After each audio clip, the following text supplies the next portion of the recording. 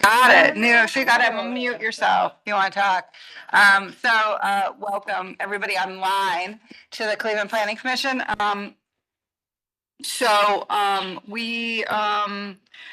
First order of business before we call the roll is actually Marca's going to read some rules of the commission and then we will jump in. So thank you. Okay. So reading the preamble. In compliance with notification requirements for Ohio's open meeting law and section 101.021 of the codified ordinances of Cleveland, Ohio, 1976, notice of this meeting has been publicly posted. All boards and commissions under the purview of the City Planning Department conducts its meetings in the manner modeled after Robert's Rules of Order. Actions during the meeting will be taken by voice vote. Recusals from any vote due to a conflict of interest should be stated for the record prior to the taking of any vote. In order to ensure that everyone participating in the meeting has the opportunity to be heard, we ask that online participants use the raise your hand feature before asking a question or making a comment.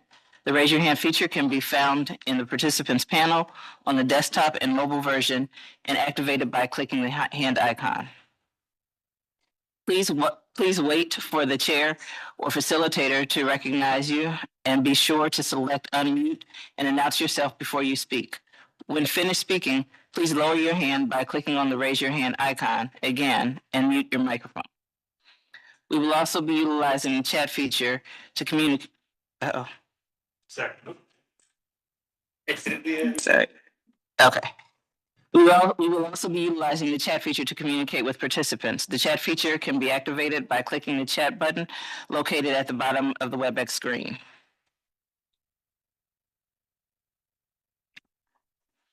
All meeting activity is being recorded via WebEx platform. These proceedings are also being live streamed via YouTube. All requests to speak on a particular matter submitted through proper channels have been considered. We have also received emails from those who have provided written comment on a particular matter. Proper channels for comment are listed below. Communications with members of this body must follow proper channels for consideration. Any comments received by Wednesday 12 p.m. deadline are collected by city planning staff and disseminated to the commission members prior to any scheduled meeting. Proper channels for public comment: sending an email to the city planning at clevelandohio.gov address with a comment or letter, calling and or leaving a message at 216-664-2210, or sending a letter or dropping off comments at City Hall, 601 Lakeside, Suite 501, Cleveland, Ohio, 44114.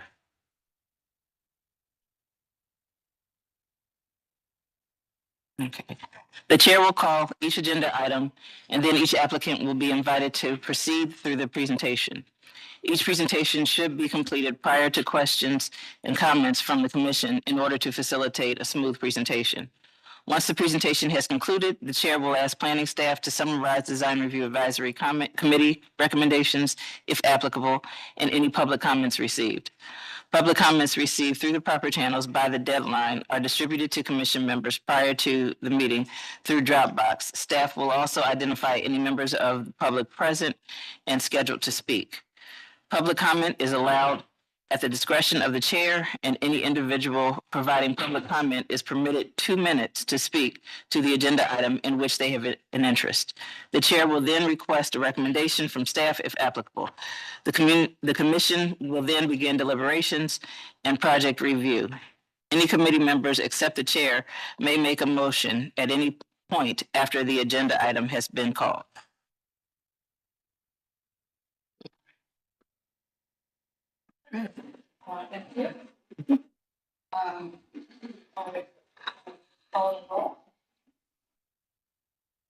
Anthony? Fluker? Present. Curry? Present. McCray Scott? Present. Sargent? Present. Flagg. We have a full house. So good way to start the new year. First order of business is to approve the minutes from the previous meeting, which you've had in advance. We have a copy here if anyone needs them. So I'll need a motion to approve the minutes from the January 3rd meeting. Madam Chair, I make a motion to approve the minutes. Second. We have a motion and a second. Call the roll. Anthony, Yes. Fluker, Yes. Curry, Yes. McCray Scott, Yes. Sergeant, Yes. Slife, Yes. Motion carries. All right, we are moving one item up that's from design review because of a timing constraint. It is DF 2023-040. This is a demolition at 1300 Carnegie Avenue. This is for final approval. Since it's a design review case, anyone here is here to speak to this matter. I need to swear you in. So who's here to speak to this matter or online? Both of you. Do you swear to tell the truth, the whole truth, and nothing but the truth as you shall answer to the penalty of perjury? Okay. Take it away.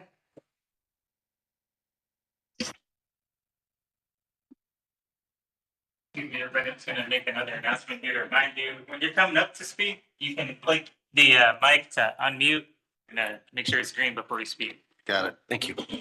We're so close together, though, if it were unmuted, I think we would still hear, at least the way I whisper you, it doesn't matter.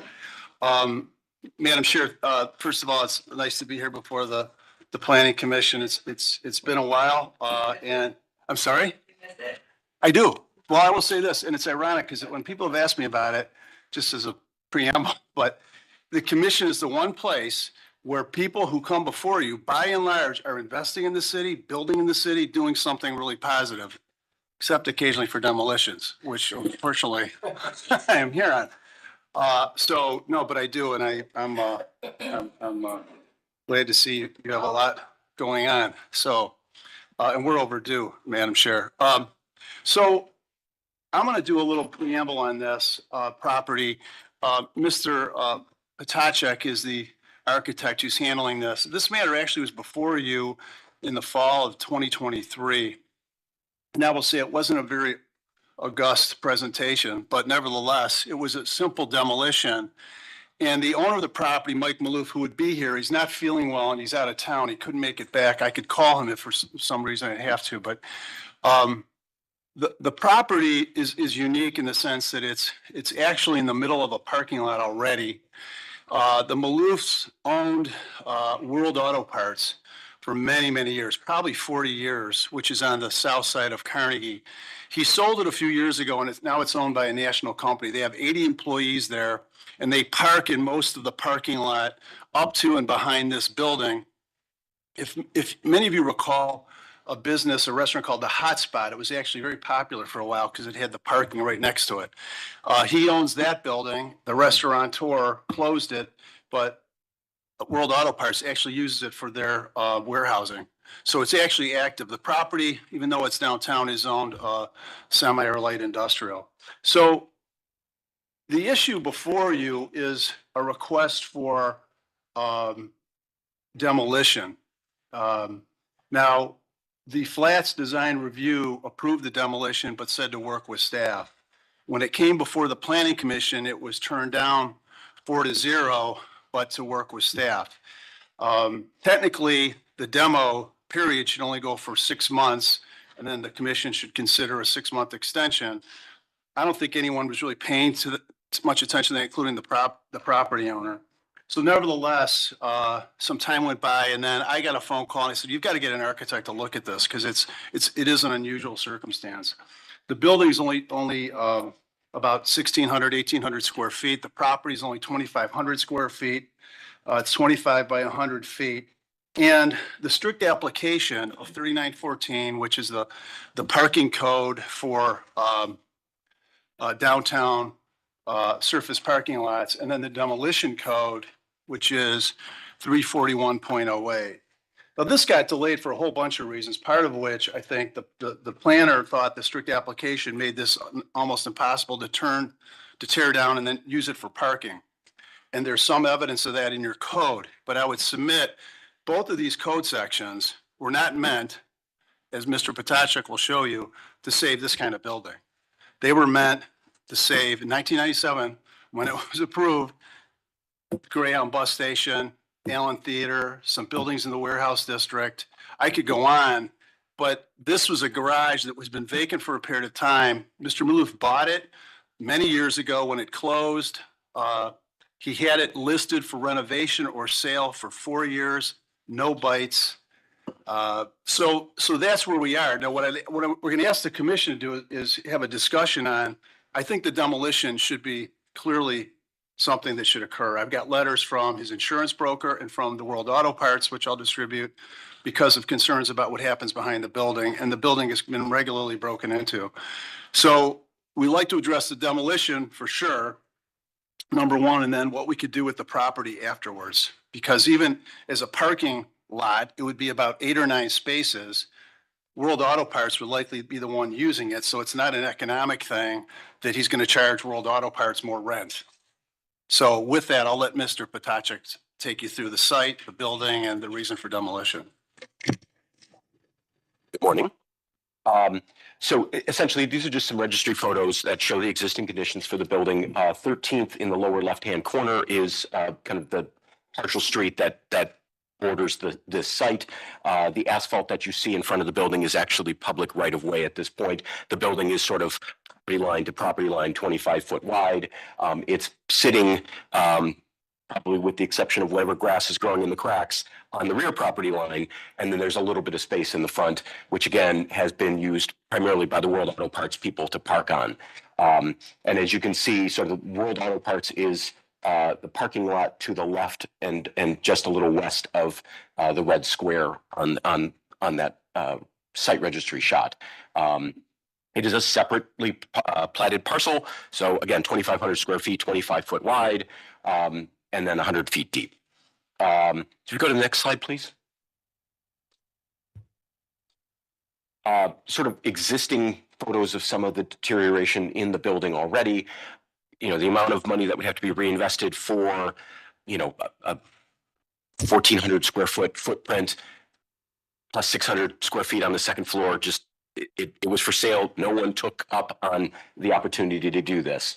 And as was mentioned, there's been a lot of break-ins and other issues with this over time. So in working with staff, I'm going to present what was kind of ultimately brokered to Shareback as a solution for this to start with, was that the proposed demo would take down the footprint of the building, and in sort of with a mind's eye towards the prohibition of additional parking, we would also take out the stretch of asphalt across the front and basically, you know, make it a green space all the way across. We would similarly to extend the bed and create a landscape condition that's consistent with the neighboring property, pull that all the way over to the corner at that point. So basically that whole property would be excavated and then reset. So if you go to the next slide, this is essentially what was proposed at this point. So basically the entire perimeter would be traced by a similar set of the railroad ties that are the framing members around the existing planter bed area that's to the right. They're in a little shaky shape right now. So the proposal would be we would take those out and then restack those, reset them with new, rebar doweled in so they're not going to move. And then basically just march that, fill it with dirt for the back half of this, and then put the grass planting, into there as well. And then we propose a landscape for the front. We were suggesting a tree, probably some bushes to be worked out at a later time. That would functionally leave the rest of the balance of the parking lot to the right as existing right now. But this was the site solution, and we included just a little detail there of, the site does have a little bit of grade towards the back, so there'd probably be some up and down in that railroad tie installation to meet grade at that point. But it should be a prohibition against anyone driving unless they have a giant SUV for that. And obviously it would be very apparent to anyone who's parked on the top of this, that's not where you're supposed to park. So that was what was worked out with planning staff as a proposed compliant solution for an after condition to the demo. So that is what was discussed. The only point of difference on even this request that's being suggested is that they still be able to pave it for parking. It's not a lot of parking spaces. I have a letter from Jeff Gawlak, who runs the Parts Authority. I'll submit that for the record.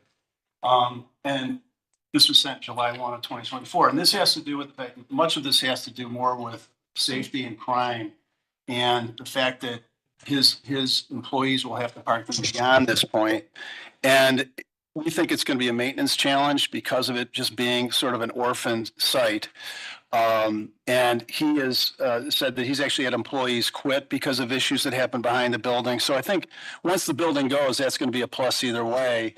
But to just have it as green space in the middle of a parking lot, because if you go to the other aerial, if you would, JP. Yeah, Or, I'm not- oh, you're not controlling it? Oh, I'm sorry. I don't You? control Okay. horizontal. I don't control Okay. vertical. So if so World Auto Parts is to the west of the building. Is it possible to zoom in on that or maybe a Google Maps? So are you saying that the breadth is better? I think it is because it's going to have to be maintained. It's in the middle of a parking lot. I mean, there's parking lot on both sides of it. So I'm just not sure it's a great idea. We also had, just for the demolition, I want to put this in for the record, his insurance carrier with the Commonwealth Casualty Group sent a letter on March 1 saying that you've got to address bringing this building down. So that's another letter dated March 1, 2024. So what I wanted to see, and the request is this, I don't think some of this would apply to this situation. It's in the middle of a parking lot that's been there for probably 30 years. And the demolition thought was to, clean it up and then maybe still use that for parking. The only ancillary parking they use where they charge, it would be for special events. They will use it for that. A Platinum Parking manages part of it, but the rest of it is pretty much for the auto parts store. So it's an unusual request. Now, there is a authority for the commission to allow you to park on it for 1 year as a special permit, and then you could come back. We could talk about that. But the problem with that is I'm not sure you'd want it to be gravel. I think you'd want it to be, at least asphalt paved. And that doesn't seem to make sense to do it for just 1 year. The other thing is under the code, we could request under 349.14, which is surface parking lots in designated downtown districts. You could go to get a variance from the Board of Zoning Appeals to do that. But I'd rather discuss it with the commission, given the fact that I don't think this was meant, either ordinance were meant to protect this type of building in an existing parking lot.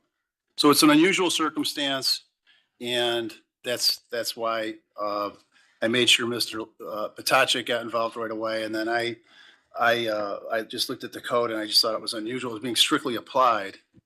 So it's unusual. Now, and one other thing too, because when we talked to the planner about it, about redevelopment of this site, I believe if we hopefully continue to get more growth in certain parts of downtown, this could be a redevelopment site too. I mean, you've got the hotel in the corner. I don't think it does particularly well. The gas station expanded into the ballroom, which is very odd, but it did. And you do have an apartment building on the north side of the cemetery site. So there may be some opportunities, but for now it's 80 decent paying jobs, and we really got to do something about the building. And it's been a long time. So Questions or comments? I have a couple that are waiting. So. Okay. I'll go ahead first. I don't know where to stand. come on up. Yeah. So, Madam Chair, members of the commission, thank you. Dan Schenkel, Downtown Flats planner, principal planner for downtown. Just want to walk through the background on this, but I wanted to start first with the recommendation from our team. Our recommendation is essentially to look at greater vertical separation with more physical or visual barriers. We talked to the applicant about fencing, bollards, ornamental walls, gabion walls, planters, things to really delineate this space so that it doesn't become de facto parking.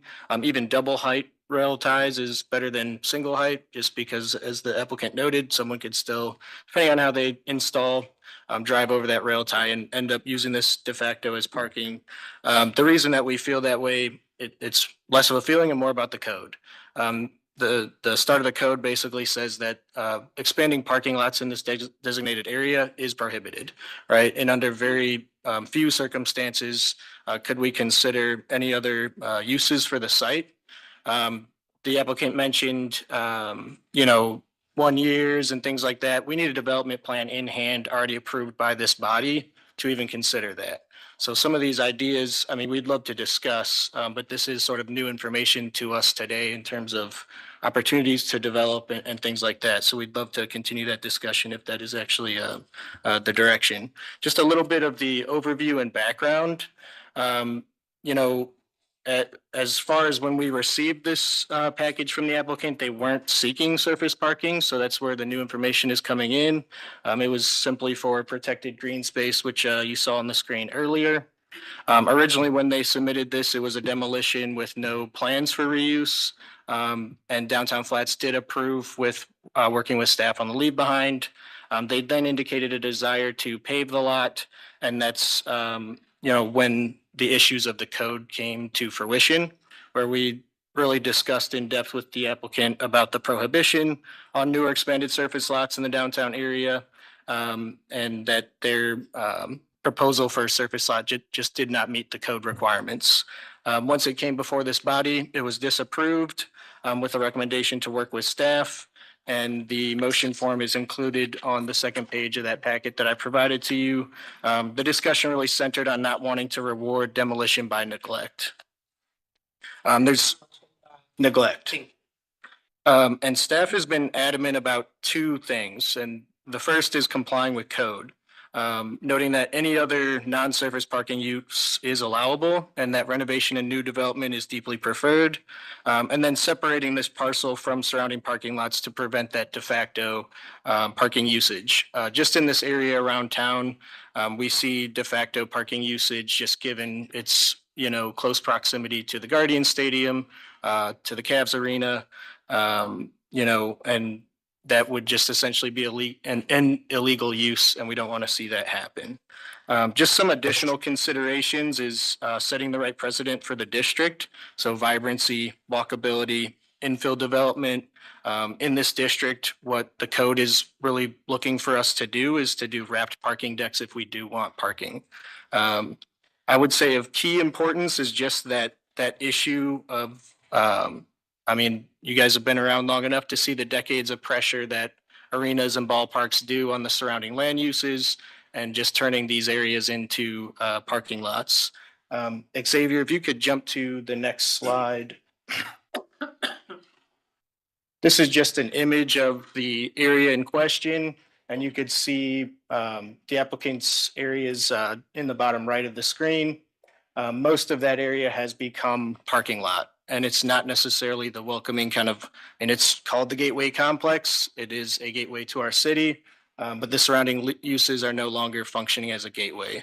There's sort of a deterrent. People don't like to walk down Carnegie in that way with such a variety of parking lots. And what we hear from our partners across the city is connecting our districts is very difficult when there's sort of empty uses, quote unquote, in between these more vibrant districts.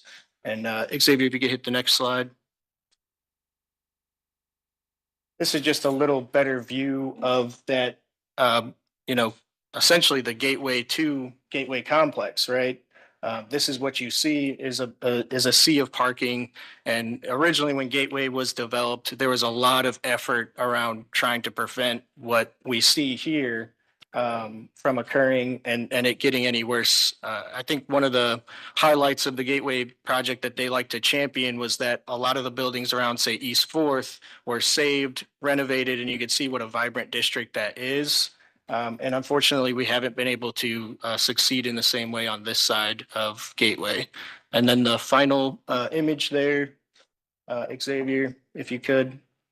This is just a preview of a project that our staff is working on, looking at these pressures around, surface parking downtown.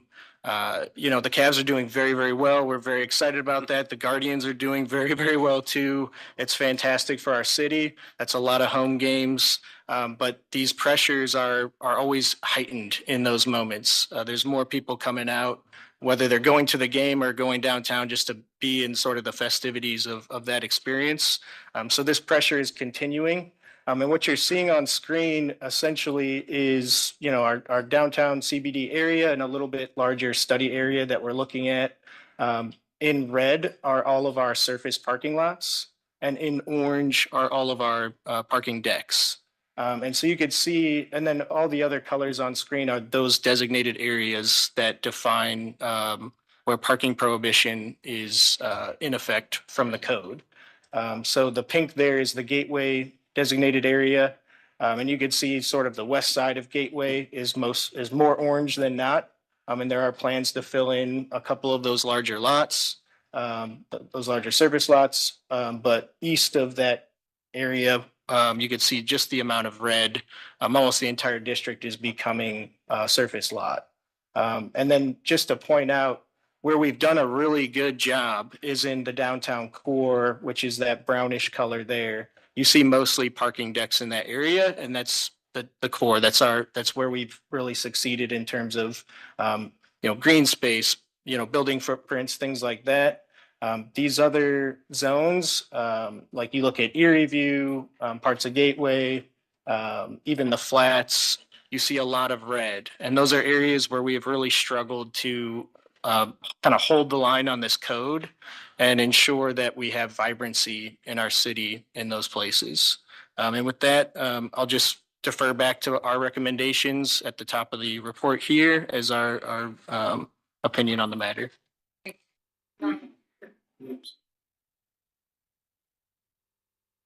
think let's take questions. We can respond. We're going to have a lot of questions and comments. Madam Chair, I guess I'm looking at what we're talking about. We're half an hour in. There's been a lot of embodied energy on a 2,500 square foot lot. Right. I'm being totally honest. I mean, I understand what the code says. I understand what remedies or what you might have available legally. But what I don't understand is, are we conflating two different issues here? All right. Are we conflating the city's overall plan to improve the landscape and streetscape with an 8 spaces? And I don't know why we're talking about 8 spaces here. I think we're wasting a lot of time, in my personal opinion. If this were an acre lot, or if this were a substantial material area, then I understand. I don't recall this case, but apparently we thought we could arrive at a situation. Things have lapsed. We're beyond a 6-month period, so we're all kind of culpable here, I suppose. But I got to believe there's got to be a more simple approach than putting green space in the middle of a sea of parking that really, in my personal opinion, is not going to make that much of a difference. And maybe talk about what we want to do as an administration to mitigate and hopefully reverse what's happened throughout the city. I mean, I'll jump in because this is where I was heading as well. But I do think it would be helpful if the demolition was approved and this was going to be parking, though, to have a real enhancement, and that's not what we have. Mm-hmm. So in order to do that, to get something out of it for this neighborhood and city would be some ornamental fencing, actually make it a positive place, which it isn't, regardless of if you just demolish it and put green space, it's still not a great place along there. Madam Chair, may I just ask, so I understand where you're going with this? Sorry to cut you off. Are you saying ornamental fence around a 2,500 square feet there? Okay. I mean, you would come back and make an enhancement to the whole site, to the whole parking lot and meet the code around landscaping and fencing and do it right.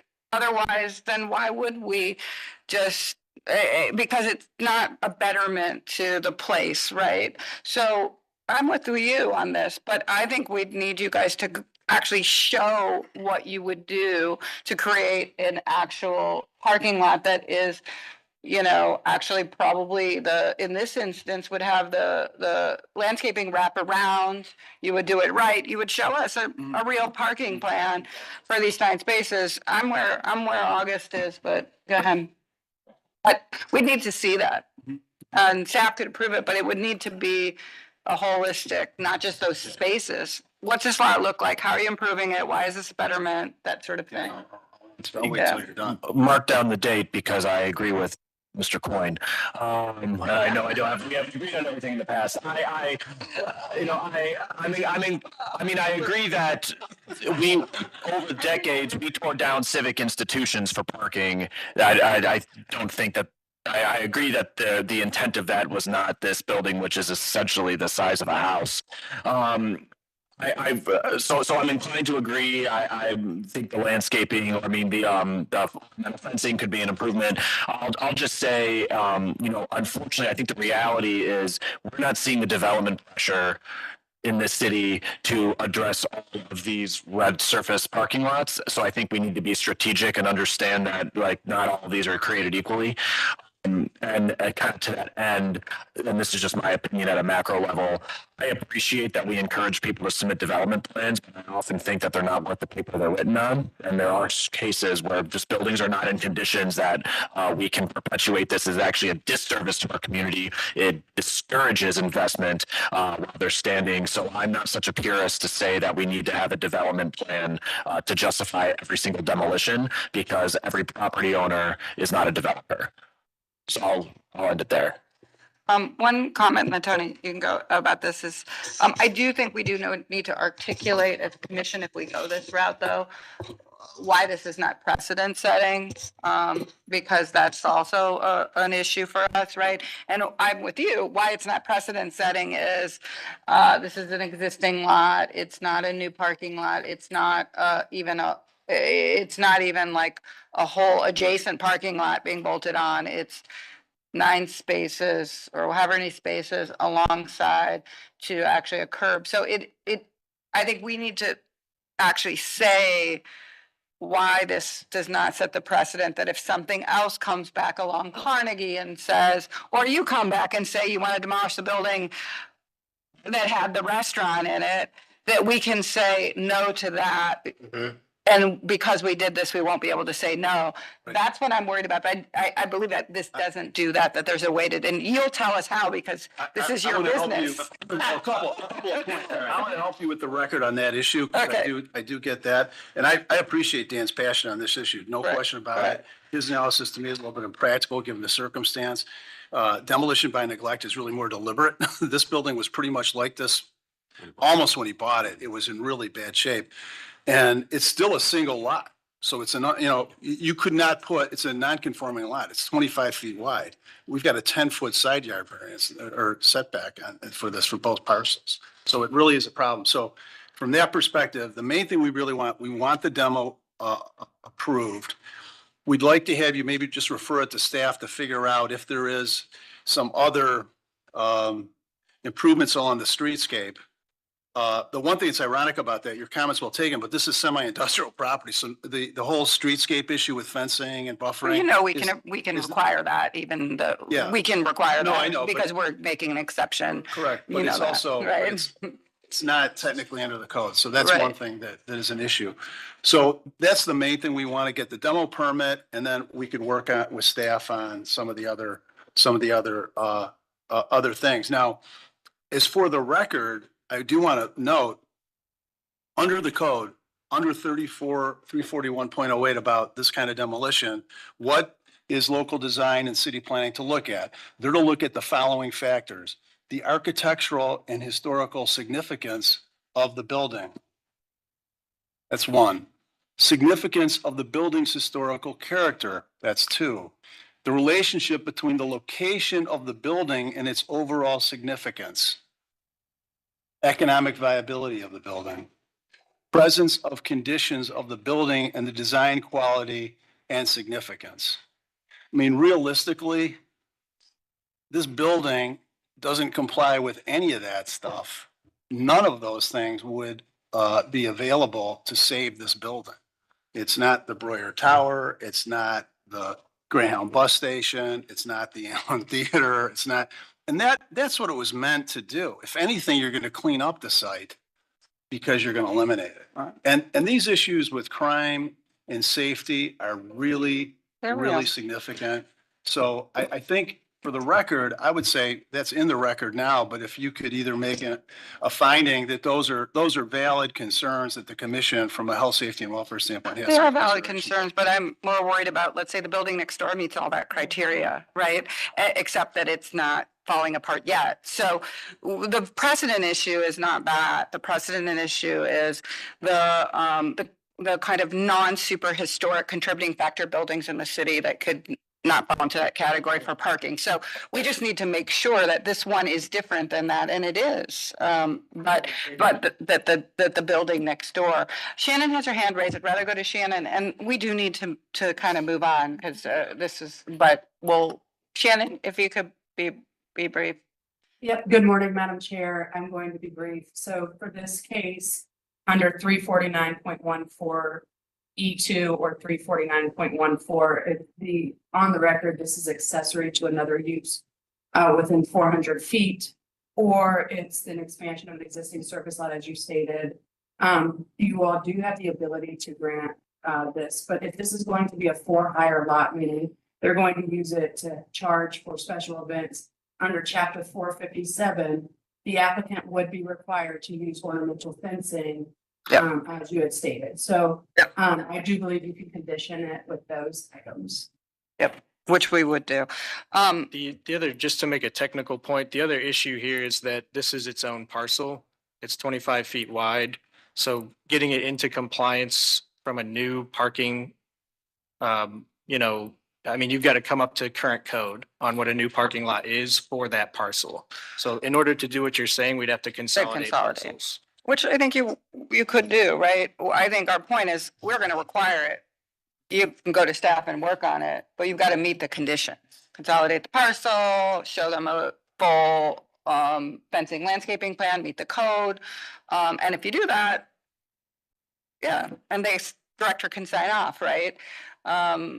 But you have to do that. And I guess the question is the client willing to do that, right? Right. Yep. Are they? Well, minimally wants to demolish, whether he uses it for parking is less important because it's the visual screen from the business, because you can see through We're about to make a that. motion to condition the demolition and can't be signed off on until we Well, see a site plan that includes a full kind of upgrade, right? Okay. So does your client want that? Because I'd rather have the demolition, not conditioned on that, to work with staff as to what you want, because we could grass it. I mean, that could be a scenario where nothing happens on it. That could be one. we don't want that. We're here to say that we don't want that, right? I'm not here. I just pointed out the obvious. I get it, but what I do understand what everyone's saying. However, I don't know where we're gonna get any further than where we are right now, to be totally honest. I think if we put a condition on the applicant to improve the entire parking lot, I don't think we're gonna get there. So I understand what we're saying, but I don't think we're gonna get there. I would respectfully request just an approval on the demolition, and on what happens after. Do we work with staff or we come back? But It'll I think never the happen. demolition's got to happen. This is purely, again, it's a safety issue. It's the letter that I sent. I'm not going to read the whole letter. I sent in November to the director. Our position from the You insurance prefer person. grass. I'm You sorry. prefer grass. I mean, what you're saying, we're gonna Okay. approve, is that what you're saying? You want us to consider exactly what was presented to us right there? Okay, and we will take that and evaluate whether we go to the Board of Zoning Appeals now. No, do you want us to improve that, what you approved? Yeah, I think if you can approve that. That's what you that would want, be just what we grass, want. Yeah, ties. but- That's what I think. I thought we were gonna vote on. but- Okay. Yeah. I mean, if that's what But you I'm want. just being upfront, though. I've got to talk to the client. He may want us to, we could go to the Board of Zoning Appeals for a variance on the parking issue. I'm just saying, but I think these other issues you're raising are well taken because so end it up is a back- separate lot consolidation. I get all that, so Right. that's fine. But I think the main thing I want to get out of this is the approval of the demolition. And if it's using this, that's what we'll have to do. You're asking us for approval as is with the grass, it would be grass with the planting and landscaping along Carnegie. that you would do all of that in this next move. You demolish the building, grass the site, and do the additional plantings along Carnegie that you're proposing. Staff would sign off on it, and that's it. Because we'd see it back if you went to do parking, right? I do have a question. Not trying to complicate this. How many different parcels are there? I think there are 3. There's one behind. In terms of the parking that is used by World Auto Parts, there's at least 5. Okay, is it 5? Looking on screen, it's, This is a little more complicated. And there's a parking to there's parking to the south that's owned by the hotel operator. And there's probably an alley that could be vacated. It really is. And there was litigation over the hotel years ago because of our access and parking. I mean, it is kind of a mess. No, I just know because I worked on. hotel. Yeah. Yeah. Shannon, one last thing, and then we're gonna have to make a motion. Yeah, to clarify, the applicant does not have to consolidate parcels for parking. Okay. What is she She saying? said the applicants do not have to.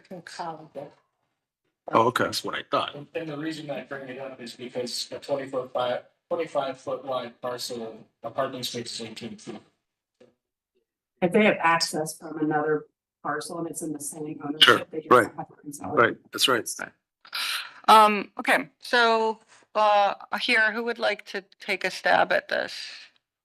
Defer this one to Charlie. He says. All right, so I'm gonna move approval of the demolition as presented, with the understanding that it will be, grass with conversations further with staff about ornamental fencing. And we can anticipate potentially they will go to the Board of Zoning Appeals to seek permission for parking. And the landscaping along Carnegie? And the ornamental fencing and landscaping along Carnegie. Okay, second. Motion and a second. I'll just say for the record, my preference would have been that you came back with a holistic plan.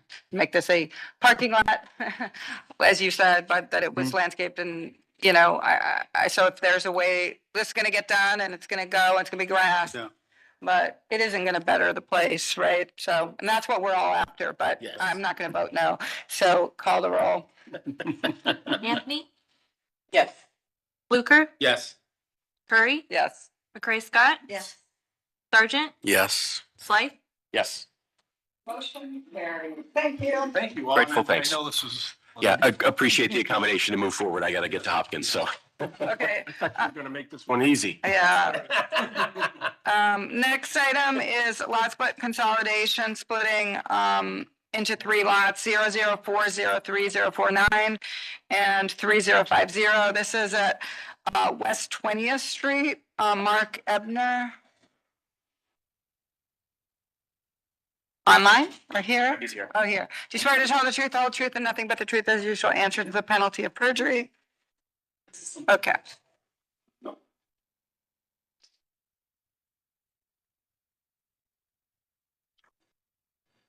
Hi, I'm Mark Ebner. I'm a property owner at 2167 West 20th Street and 2175 West 20th Street. They're at the corner of West 20th and Freeman Ave in Duck Island in Tremont.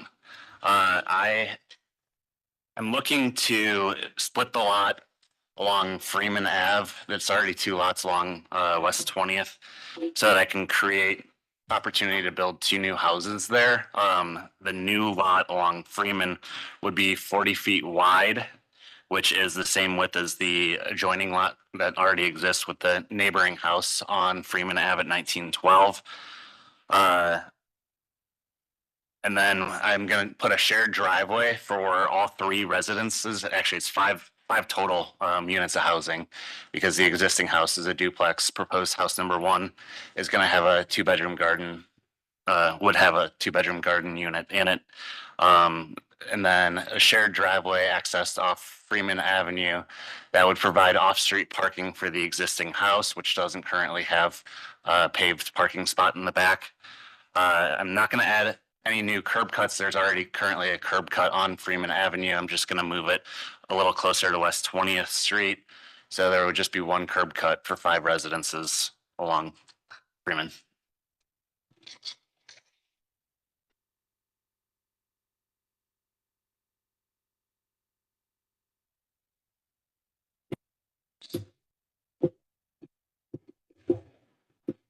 Madam Chair, could you go back to the site plan? So you access off Freeman, you turn left into house 1 for parking. Yes, You go straight back and there's parking for the correct. house, existing house. How about proposed house 2? Proposed house 2, where above where it says lot 3, there's a line, and then below that, there's another line. That's the driveway apron for the garage. It's off the sort of dog leg. Okay. Yes. Okay. Yeah, the house is a little wider, on purpose to provide the angled in parking. But, the shared driveway is, who owns that? I have contacted an attorney. That makes no sense. Who owns the shared driveway is the critical piece. Who The owns shared it? driveway, I think, is either going to be all on one person's property with a shared maintenance agreement, or we could split down the middle and have it split between 2 people. I think that needs to but- be figured out But before there we is, can approve this. we're going to be working with a shared maintenance agreement. And what we've worked with the attorney is, as the lot line is drawn currently as constructed, that shared driveway belongs to lot 2. Lot 2, okay. I mean, that's a absolutely critical piece of this. We can kind of approve it conceptually, but staff cannot sign off on it until Okay. the director cannot sign off on it until all those agreements are in place. You've shown where the parcel is. Okay. Because we're not allowed to approve a situation where down the line, lot 2 Yeah. owner dislikes lot 3 owner. and There's I- nothing legal. I We just can't have do worked that. with this attorney in the past on a similar shared maintenance agreement. I just haven't put everything down and paid the money until I have preliminary approval. So, Okay. but that would be the intention. Okay. Well, I will tell you, even if we approve it or not, well, if we approve it, that you can actually get Yes. this permit. I'm You aware of cannot, that. they cannot sign off on it. Okay. So, Madam Chair, we're looking for conceptual approval, correct? It could be approval with the condition that, that staff have to see all the agreements before, they could sign the permit. Okay, I'll make a motion to give approval on the lot split consolidation with the condition that you work with the staff for approval. Second. Motion and a second, call the roll. Anthony, Yes. Fluker, Yes. Curry, Yes. McCray Scott, Yes. Sergeant, Yes. Slight, Yes. Motion carries. Thank you. Thank you very much. So we'll work with Marka when you're ready and all of that. We have 2 zoning matters. And the zoning matters are a public hearing. So with that, let me go to my sheet. We will take public comment if there is any for both of these next 2 items, which means staff will make a presentation first. Then the sponsors will make testimony. Then we'll take public comment from those first in favor, and then those opposed. Will allow people 3 minutes or less to speak.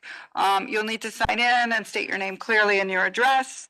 And so let's go from there. So first one is an unnumbered ordinance to change the use and area and height of parcels of land north of West 26th Street at Chatham and Monroe Avenue. And Xavier, you're going first. Thank you. Thank you. Thank you. My name is Xavier Bay. I'm a zoning planner with City Planning. And so the proposal is a zoning map change just southwest of West 25th Street in Lorain, near the West Side Market. So this is changing use area and height districts of parcels of land north of West 26th Street between Chatham Avenue and Monroe Avenue. And so the purposes of this map change is to promote walkability, support diversity of housing typologies, and adding to more density near transit-oriented development zones. And so existing zoning here is a mix between 2-family and semi-industry. And like I mentioned, we're just southwest here of West 25th Street. So the proposed map change is to change to multifamily residential G2 with a 5-foot specific map setback. And so the multifamily would allow multiple, excuse me, a little hoarse this morning. Should these parcels be consolidated for a proposed apartment complex, the multifamily residential allows that use. The G2 speaks more to the area district and the height district. The G, allows just, the density to take place there. And the 2 allows a height maximum of 60 feet. The 5-foot map specific setback is what we're proposing to allow the buildings to sit closer to the right of way. This is to make the area more walkable. Map setbacks can only be changed with legislation. They take precedence over all other setback regulations. They're indicated on the zoning maps for review. And basically, it's a required front yard space where no structures can be located.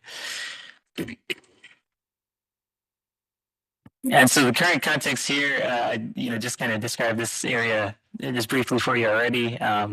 Just north of Red Line Greenway Trail, St. Ignatius High School is just northwest there, and just south of Westside Market Plaza. Here's just some of the context here for you. They're vacant parcels used to be used for parking for the Voss across the street, Voss Industries. And so the real push for this map change is to allow proposed development of infill housing here at this location of 108 unit, 4-story apartment complex. And so that's just it. It's proposing to change the map zoning here to multifamily, really because when these parcels become consolidated, they'd be, restricted to the most restrictive zoning district here, which would be 2-family. And that's all I have. I believe project representative is online, Dan Whalen. Okay. Yep, I'm here. Okay. So Dan, you want to go ahead and say, tell us who you are, although we know. Yeah, sure. Good to see you all again. I'm Dan Whalen. Previously, I brought projects through as a representative and teammate at Harbor Bay. We did intro. Everybody knows exactly where that is, just a block and a half from this site. But this spring, I left and started my own company. And so we're working on multifamily projects, both in the city of Cleveland and beyond. And this property that you see on the screen is currently owned all completely by MRN, who is redeveloping the Voss property just to the east of West 26th Street. And so we have an agreement with them and a development plan that we're kind of running a parallel path on, which will be coming through with design review and those sorts of things here in the next few weeks, as well as a partial road vacation that should be back in front of this commission 2 weeks from today. So that's kind of the skinny on this on the front end. Okay. Thank you. We will open this up for public comment before we take questions. So is there anyone in the audience who is here to speak or online in favor of this zoning change?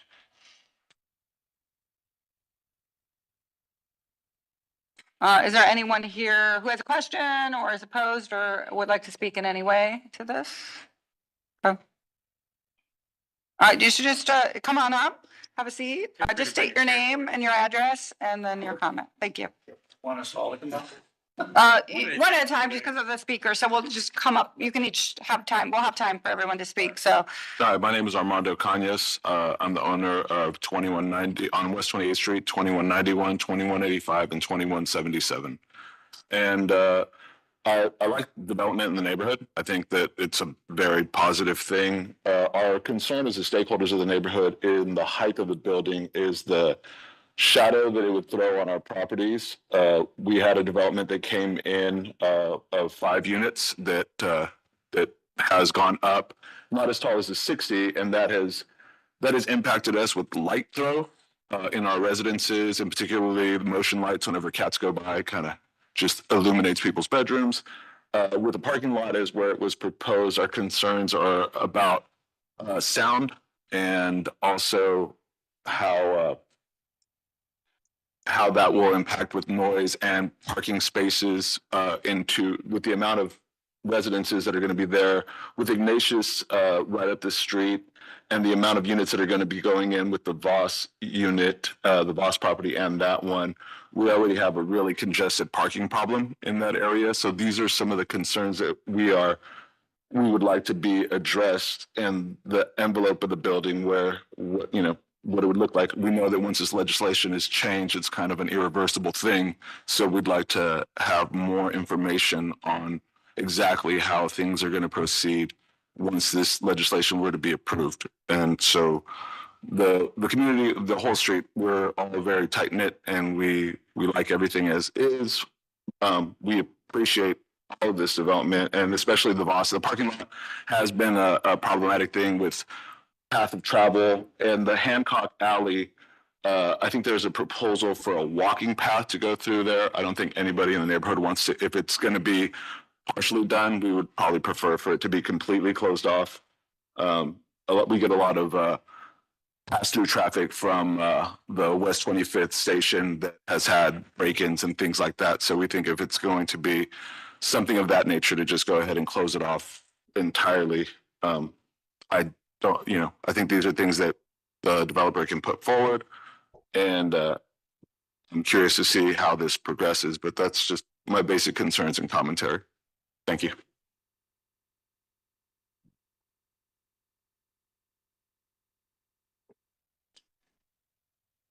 My name's Steve Kibler, and I'm at 2615 Hancock. One of the problems I have is the height, that the maximum height of this building, that it could be at 60 feet. I can't give carte blanche to whatever they propose that is going to be as high as 60 feet. The presentation they made called for a step down between Voss, which is at 60 feet, and the residential requirement of 35 feet. Part of the problem I have with Voss right now is it's an echo chamber. And if this building that is proposed to be in there is anywhere near that same height, that it would be a megaphone in our backyards.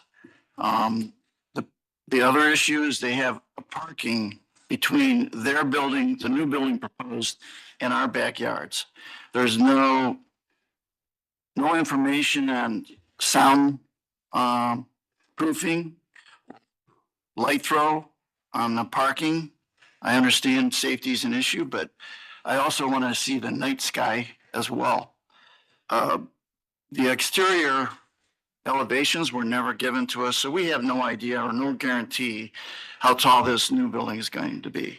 There's just nothing. We were ghosting on drawings. That's one of the issues I have.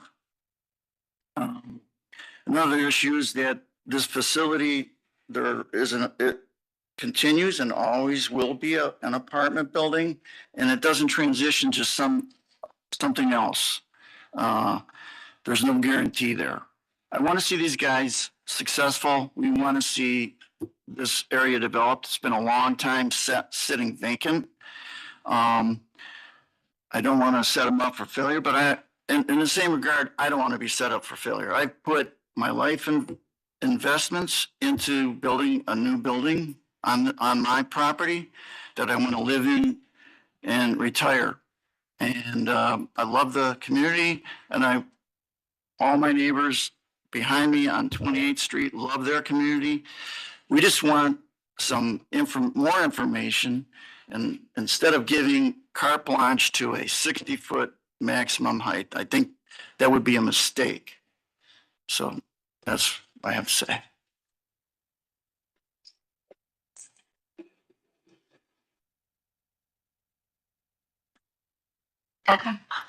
Hi, everybody. This has been very interesting. My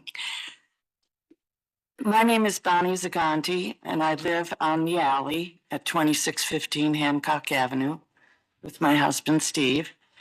And my husband and I purchased the property in 2012, and we have worked very hard to convert a train wreck into a space that we're very proud of.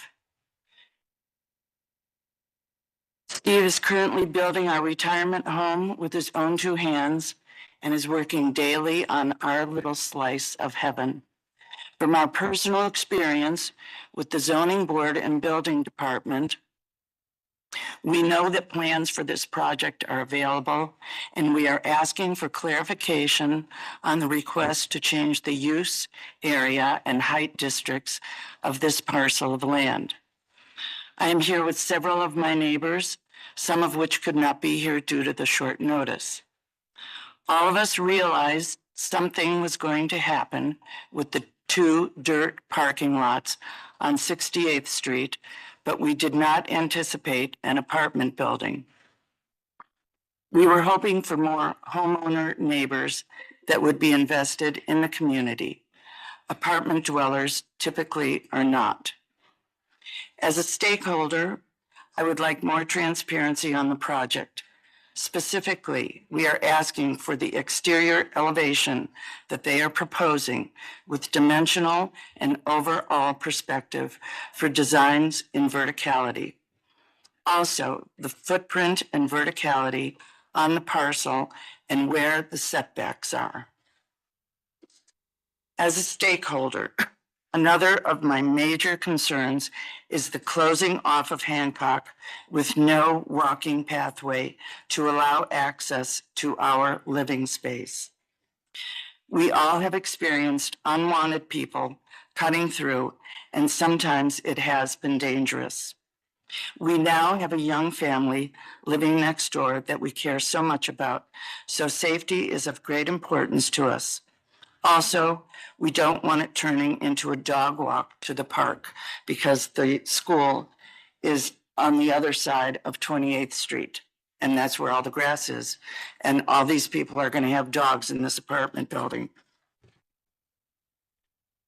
As a stakeholder, I am very concerned that this apartment building could transition to public housing in the future as development of Ohio City progresses. We have not put our blood, sweat, and tears into our retirement home to have a public housing apartment building next door. I would like to be guaranteed that is not in our future. As I previously stated, we all know that this property was not going to remain vacant. We are asking that you consider our concerns and work with us to create a space that we can all accept and live with. We are asking for better communication as this major project will have a great impact on us all as the developers move forward. There are several other concerns we have, and we would be happy to share them with you at our next meeting. Thank you. Thank you so much. Thank you. Just, I see some hands online, so we're going to keep going here with those in the room, and then do not worry, I see you online. Would you like to come I up? don't have anything more. Additional. So just state your name and you can just, so we don't repeat, you can say you're in agreement. Mary Ann Semrod, I live on West 28th Street, and we're facing the back, yeah. So I And you're in agree with agreement. everything that they've said so far. And I also want to say that this is a wonderful opportunity for the neighborhood. And we want to make sure that the transition from the commercial part of West 25th Street to the residential area is smooth and easy for everybody. So I think we need to think about height and parking and all of those things. This is very, very important to the future of this whole Solo neighborhood. Got it. So thank you. Thank you. Understand. Do you want to say anything? Yes. I'm Jeffrey Garish. I live at 2141 West 28th Street. I don't really have a ton to add to what everybody else said, but I also share their concerns about the height of the property and that it would, excessive shade in our backyard and, yeah. So. Okay. Thank you. Thank you. Catherine Feckety, I live at 2141 West 28th Street.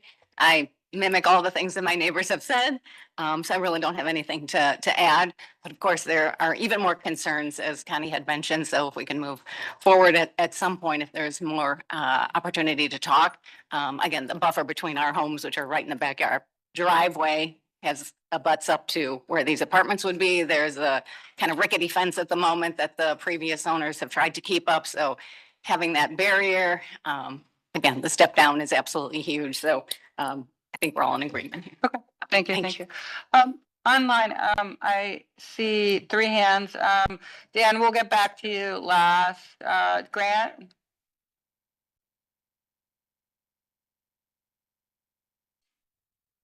Oh, you're on mute or something. Or is our sound not on? It looks like he's having audio, his mic issues. Our sound is on. All right, we're gonna go to Christopher and we'll see if his works and then we'll know it's you. Christopher, Yes. Can you hear okay. me? Yep, we can. Good morning. My name is Christopher Buchanan. My wife and I live at 2149 West 28th Street, which, as you can see from the photograph that I submitted, maybe by looking Just here. behind me. We have it. Okay. And also right there, shows that we are very adjacent stakeholders. Our concerns about changing the zoning of this parcel fall into 2 related areas. While we certainly want to know the actual height of the proposed building, passing this legislation would permit any buildings to be 60 feet tall, whether this building or one in the future. This is approximately the same height as the Voss building, and allowing 2 large buildings to rise up from the sidewalk a height of 60 feet would create an urban canyon for this 1 block of West 26th Street. I've seen what this kind of New York City style tall apartment development has done in other cities and the impact it's had to available sunlight, wind patterns, and the overall quality of life.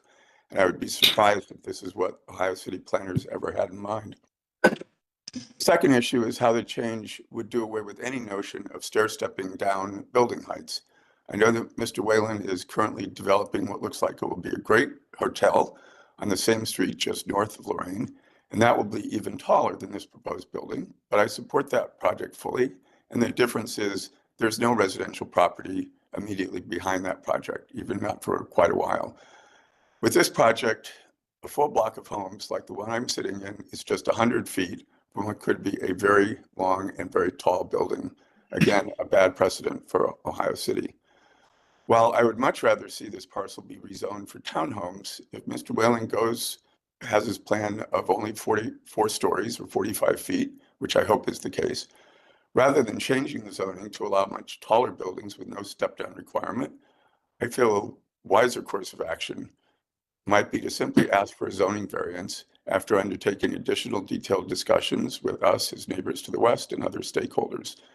And that way we could work out the details of the building that would meet his needs and our concerns in an environment of open communication and honest negotiation. Thank you very much. Thank you. Grant, you want to try again? Uh-oh. No, we can't hear you. If you'd like, you could ask him to put his message in the camera. Yeah, do you want to write, while we talk to Dan, do you want to type your concerns in the chat? I apologize. I don't know why it's with you. There's a problem. So please type in there and we'll read it in the record if you don't mind. All right, Dan, do you one final comment and then we need to open it up for discussion because we'll have some questions for you. Yeah, no, I was just waiting for that opportunity, so I don't have anything specific. I was just going to respond to everything kind of in full. Okay. All right. So, commission members, do you want to hear from him first? Yeah. Well, I'd like to just address one comment with the comments with regard to shade. I'd love to see a sunshade study, but just looking at the way the plan is oriented north, you guys generally wouldn't be in shade. You guys are on the southern half of the site. That's not correct. No. So this is West of the site. We're west of it. It's oriented wrong. Like, so should be like this. the north arrow is incorrect. It'll cast shadow. Okay. It'll cast shadow until about 11:30 in the morning. Maybe it is a good time for me to kind of jump in and talk about some of the concerns and the process we've been through so far.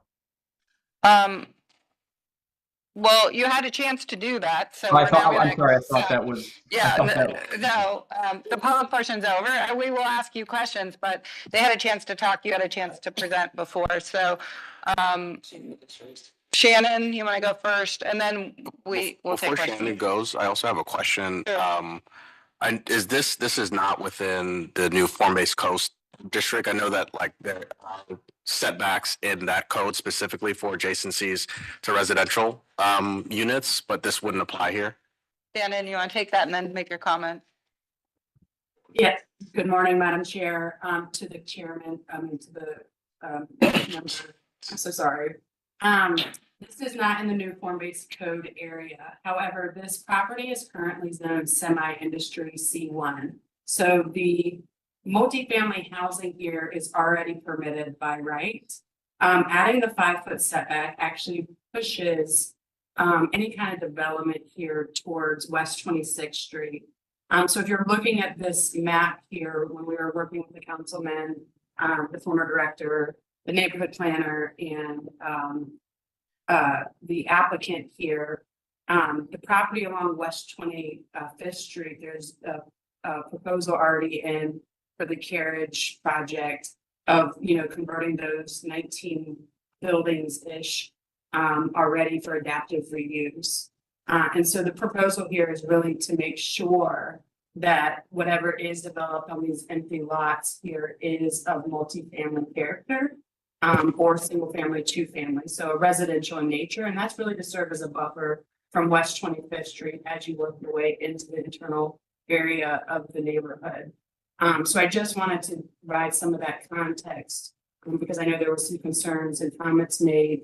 But currently under the current zoning, the proposal here is permitted by right. They're not within 200 feet of general industry. The alternative of residential could be any type of general retail or semi-industry. And so I'm sure that the neighborhood would much prefer some type of residential rather than those alternatives.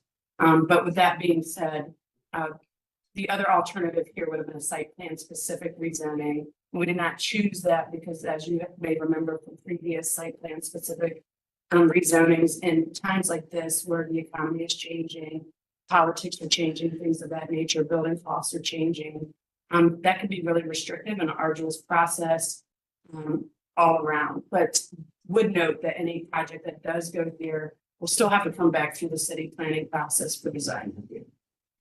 So I just wanted to give you some of that context for this rezoning. Shannon, a follow-up question. The by right multifamily, is it to the same height as this new zoning change? So it is not, the current zoning is at a 35 foot up to a maximum of 50 feet. If you step back from West 26th Street onto the neighbors along West 28th. So they could go up to 50 feet there, but they'd have to be closer to the neighbors on West 28th Street to do that. So for every foot you step back off of West 26, you can go up an additional 2 feet.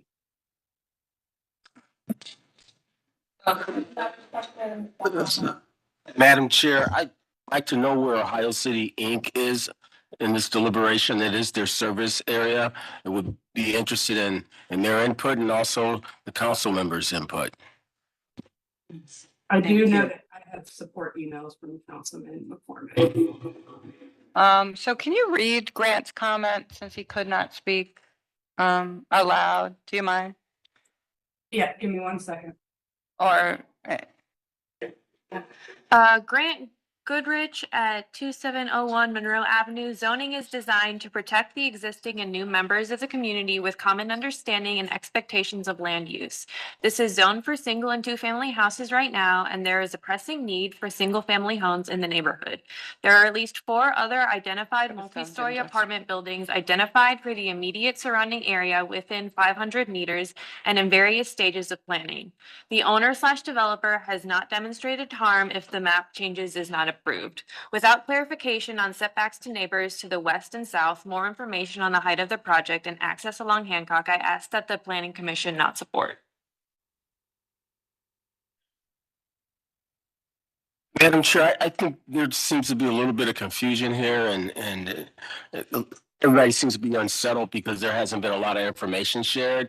What I would suggest is we postpone this until all the parties can get together and come back and have a more informed discussion. Before there's any kind of motion, you all physically came, so and there's been a lot of kind of jargon thrown out. Do you all kind of understand the difference in the zoning districts and the heights there? Is it worth kind of explaining one more time? Because I will say right now to Mr. I wasn't Mr. Whichever one of you, I apologize, spoke about concern is this what's being proposed remain residential. If the multifamily rezoning is what would ensure that it is either multifamily or townhomes or even single family homes, because you can only do residential in that. But as it stands right now, they could still build a multifamily building on this property because you can build residential in industrial zones. You just can't build industrial in residential zones. It's a one-way street. It seems that the hangup right now is the height. So let's come back to that in a second. But this is beneficial to that end because I'm assuming you don't want semi-industrial uses in your backyard. That could be appealing for a variety of reasons. Height district works. There's been, because I'm dealing with this as it relates to some parts of the Fairview Hospital plan. You either go, the first district, it goes up to 35 feet. So that is basically homes. And then the next district goes up to 60 feet. So I think, and the question will be, what is the proposed height of the new building? Because just because someone can go up to 60 feet doesn't mean that they will go up to 60 feet. So I think that we should suss that out. And then lastly, if zoning is approved, the design of the building does still come back to this committee. So at that point, say that it is proposed to build a building that is 60 feet tall, but for whatever variety of reasons, we don't feel that it's appropriate given the context. We're not required to approve that just because it is allowable within the height district. So there's sort of, when you're in the middle of these two heights, you go up. But that doesn't necessarily mean that they're trying to go all the way up. So I guess my question before we move on, because I think it'd be useful, is to Mr. Whalen. You had said 45 feet is the proposed height of the building. Is that correct? The proposed height of the building is 47 feet 6 inches, which is 5 feet higher than the townhomes that abut the property on the backside, and it is about 11 feet shorter than the Voss property. And so, all of the things, I just want to kind of in response to that, all the things that have been brought up were directly asked of us in the block club meeting and in the neighborhood kind of conversation that we had. And, my MO on these types of things is actually never to come out with a project in the face and say, this is what we want to do. It's to listen, take the feedback, and then come forward with a project. So what we have is exactly what you just laid out, Councilman, is a chronological order of things. To do the zoning first, then the design review, and that design review will have our plan, which will be coming through on Wednesday to its first steps of Near West, and will reflect everything that you just heard from the concerns of the folks. I would like to also acknowledge that the 5 immediate owners adjacent to Hancock all signed a letter of support for the partial vacation of Hancock, knowing that we were going to be proposing a 4-story, 108-unit building. I do think it would have been helpful to see it all together, right? At least to see the massing study that you have and the plans. I mean, we often don't just do this without seeing it, and Shannon can say that. So I'm not sure, Shannon, why we don't see the site plan and or to do the zoning. It's very unusual. So the proposed site plan is in an earlier slide on the page. And then, no, I mean, in the massing, like that, why don't we see it if there's a proposal here and it's, so it would have been much easier if that were the case. So is there a massing study? Is that? Yep. Was it submitted to staff? So staff put this presentation together on their accord. We supplied what was asked of us for this presentation. We have the planning or the initial design review next week. I was not aware that it needed to be incorporated into both conversations. I understand the ease that would have provided for the broader discussion. Yeah. But again, it was we're going through 3 different processes simultaneously, and the design review was the next one next week. So apologies for that error. I'll just add, and kind of in closing my comments, I sense this is moving in the right direction, but the reason that I think it may be prudent to postpone for more information is honestly, and if staff wants to respond, how we determine the 5-foot setback, and if there's, instead of approving something and moving forward, if there's leeway and needing to make that a 4-foot setback or something, that I don't know if it's valuable to be so prescriptive on the front end without having kind of seen that massing plan and understand how all the different parts interrelate. And with there's a 0 map setback or a 2-foot map setback. So, Mr. Cannon, do you have something to say? I was going to make a motion, but Yeah, I can answer the 5-foot setback answer and also why there's no plan attached to this rezoning. You know, we went back and forth about what would be the best option in terms of site plan specific versus just the general rezoning. And so the project is 47 feet tall, and measuring these parcels, the purpose of the 5-foot setback is that 0 feet is twofold. 1, 5 feet allows them to push the building up towards the right of way.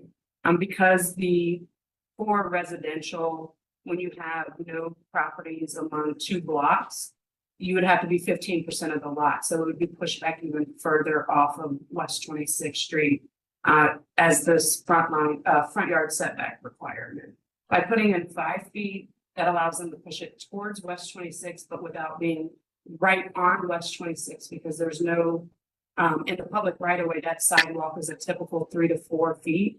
And a 47-foot building right on a 3 to 4 foot sidewalk can be like a tunnel between that building and the building across the street that is already higher. So that was the purpose of the 5-foot setback, understanding that these parcels between Chatham and Monroe are differing sizes. We wanted to make that setback uniform based on the proposed 47 feet.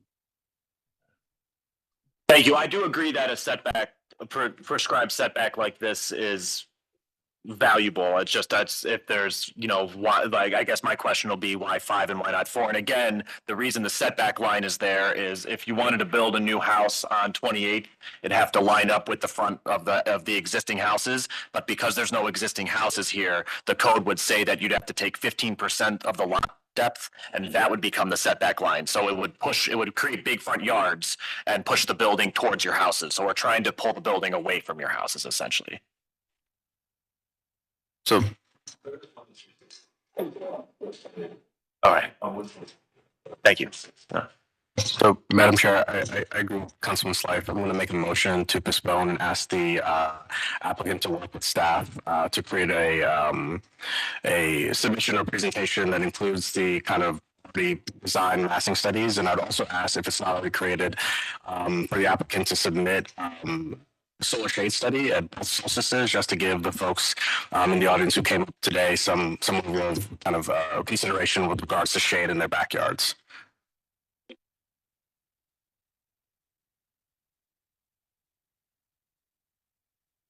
The question is, can we get more information on the initial design review? When, where does that happen? And are stakeholders able to attend?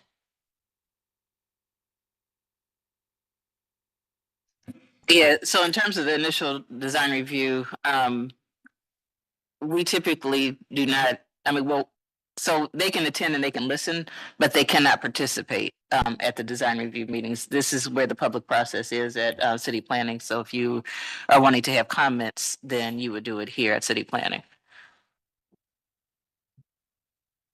I would like to second. We have a motion and a second. Any other further questions or comments? Call the roll. Anthony? Yes. Blucher? Yes. Curry? Yes. McCray Scott? Sargent? Yes.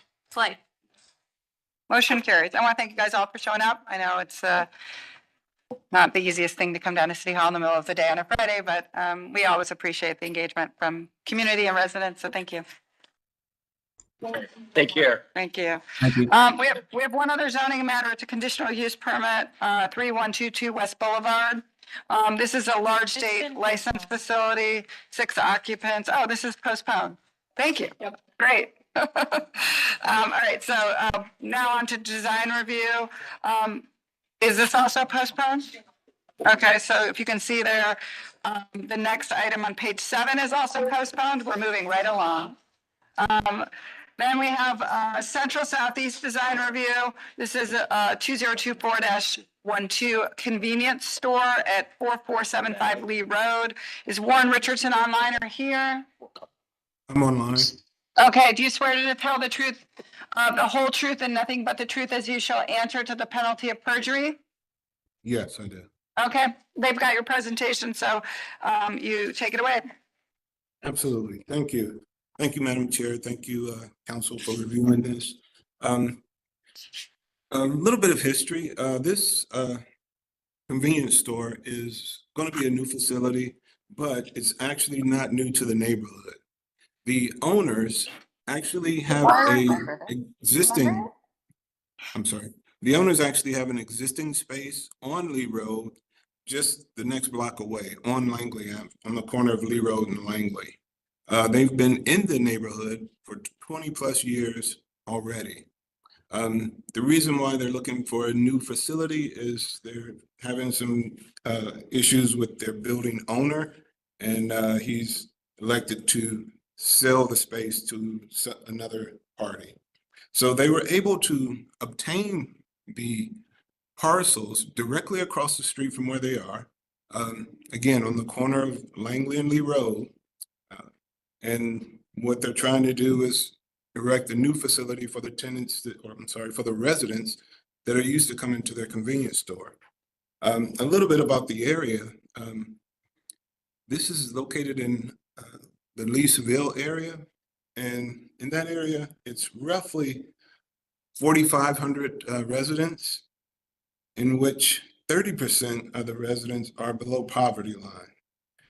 This convenience store is actually pertinent to the area because this area is currently a food desert.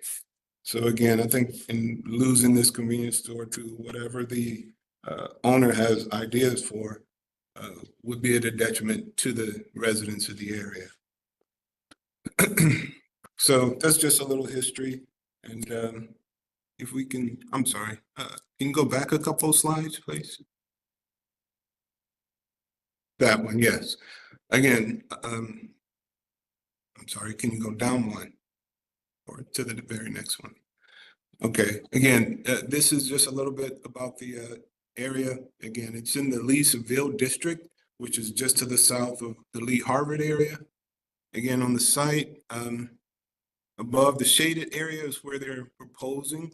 Again, it's basically empty lot.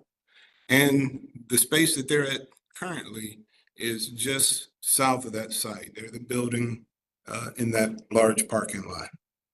Thank you. Sorry, can you go to the next slide?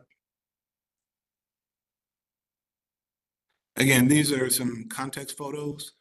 The photo at the top is just an aerial view of the proposed site, which is at the top left part of the image at the top, and their existing site is over to the right of that. The image at the bottom left, again, that's the site, their proposed site from the street. The image just above that is their existing site from Lee Road. The image to the top right, again, just a closer image of their existing parcel that they're trying to move into. One thing I wanted to note, they have a couple of visual obstacles on their site. That large billboard is actually on their site, and it's owned by someone else, and the lease for that billboard is still going on for another 20 years, I believe. Okay, can we go to the next slide, please? This is the survey that they had done. Initially, the site was 4 individual parcels. They've consolidated those to get 1 parcel.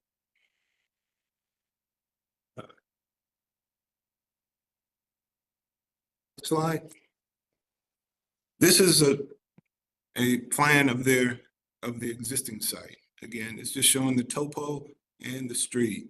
On this site, there's a 5-foot differential in height.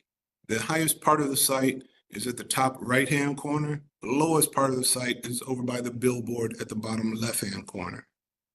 You can go to the next slide, please. This is our proposed site plan. Again, much like the site that they're in currently, the client liked the layout. Again, kind of worked with them, and we've come up with this site plan where the building is pulled to the back. The entry to the site is from Lee Road and Langley, much like their existing site. We tried to keep as much of the landscaping as well as trying to adhere to the parking requirements. On this site, we're also looking at pedestrian and walking traffic. So at the southwest corner of the site, the landscaping strip, our idea is to make that a bioswale. Again, trying to be a little sustainable. In this bioswale, the deepest part would be about 2 feet. And from Lee Road, we're doing a pedestrian bridge that will cross that shows the striping where pedestrians can actually walk across the parking lot to get to the store itself. From Langley, there's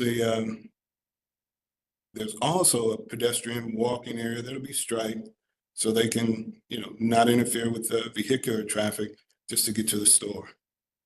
We've also laid out an area for their delivery service, which is at the south of the building. This building also is abutting an existing residential area. And based on zoning, we did keep the building away from the existing residential property line by 8 feet. The next image would be basically the landscaping plan. Again, trying to bring more landscaping into that area because again, that area is partially lacking in having fresh landscaping. On the next image, next slide is an image of the proposed landscaping and some images of the pedestrian bridge that will be at Lee Road, as well as fencing that would go around the back of the building to separate the convenience store from the resident.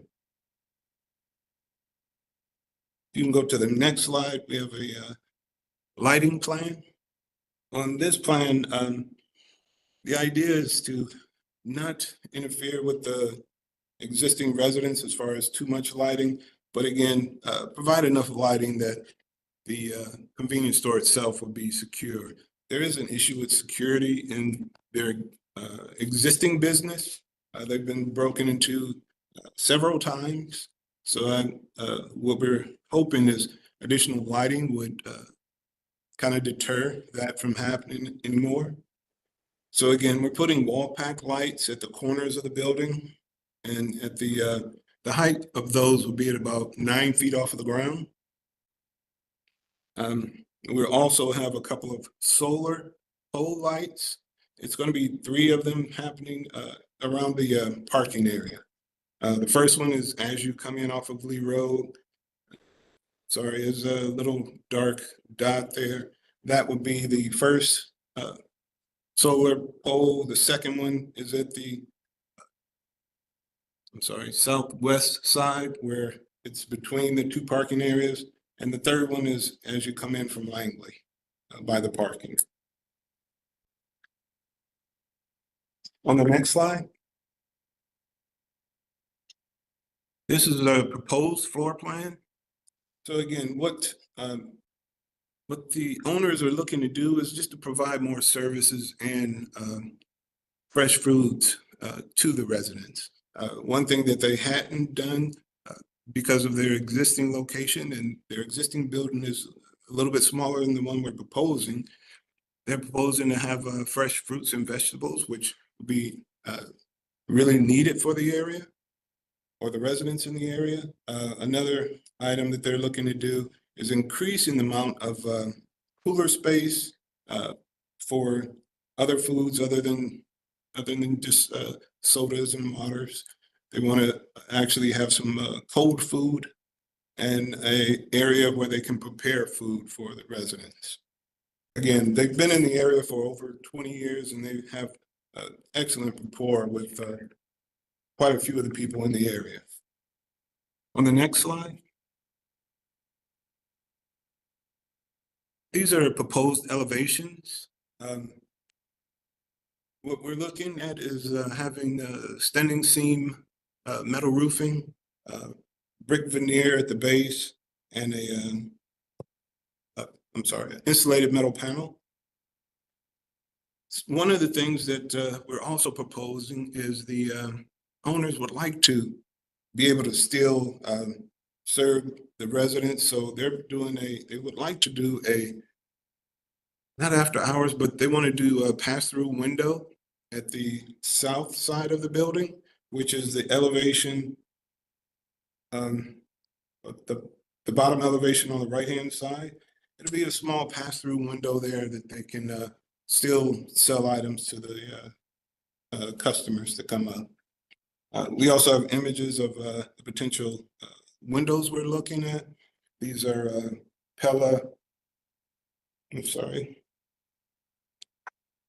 These are Pella windows that are tempered. On the next slide is a proposed sections through the building and a proposed wall section. And if we can go to the next slide, these will be proposed elevations of the exterior of the building. The one at the top is the entry piece, and the one beneath that is just the side of the building that faces Langley that the residents can come up to the pass-through window. And that was all I have for the presentation. Thank you very much for your time and look forward to any questions.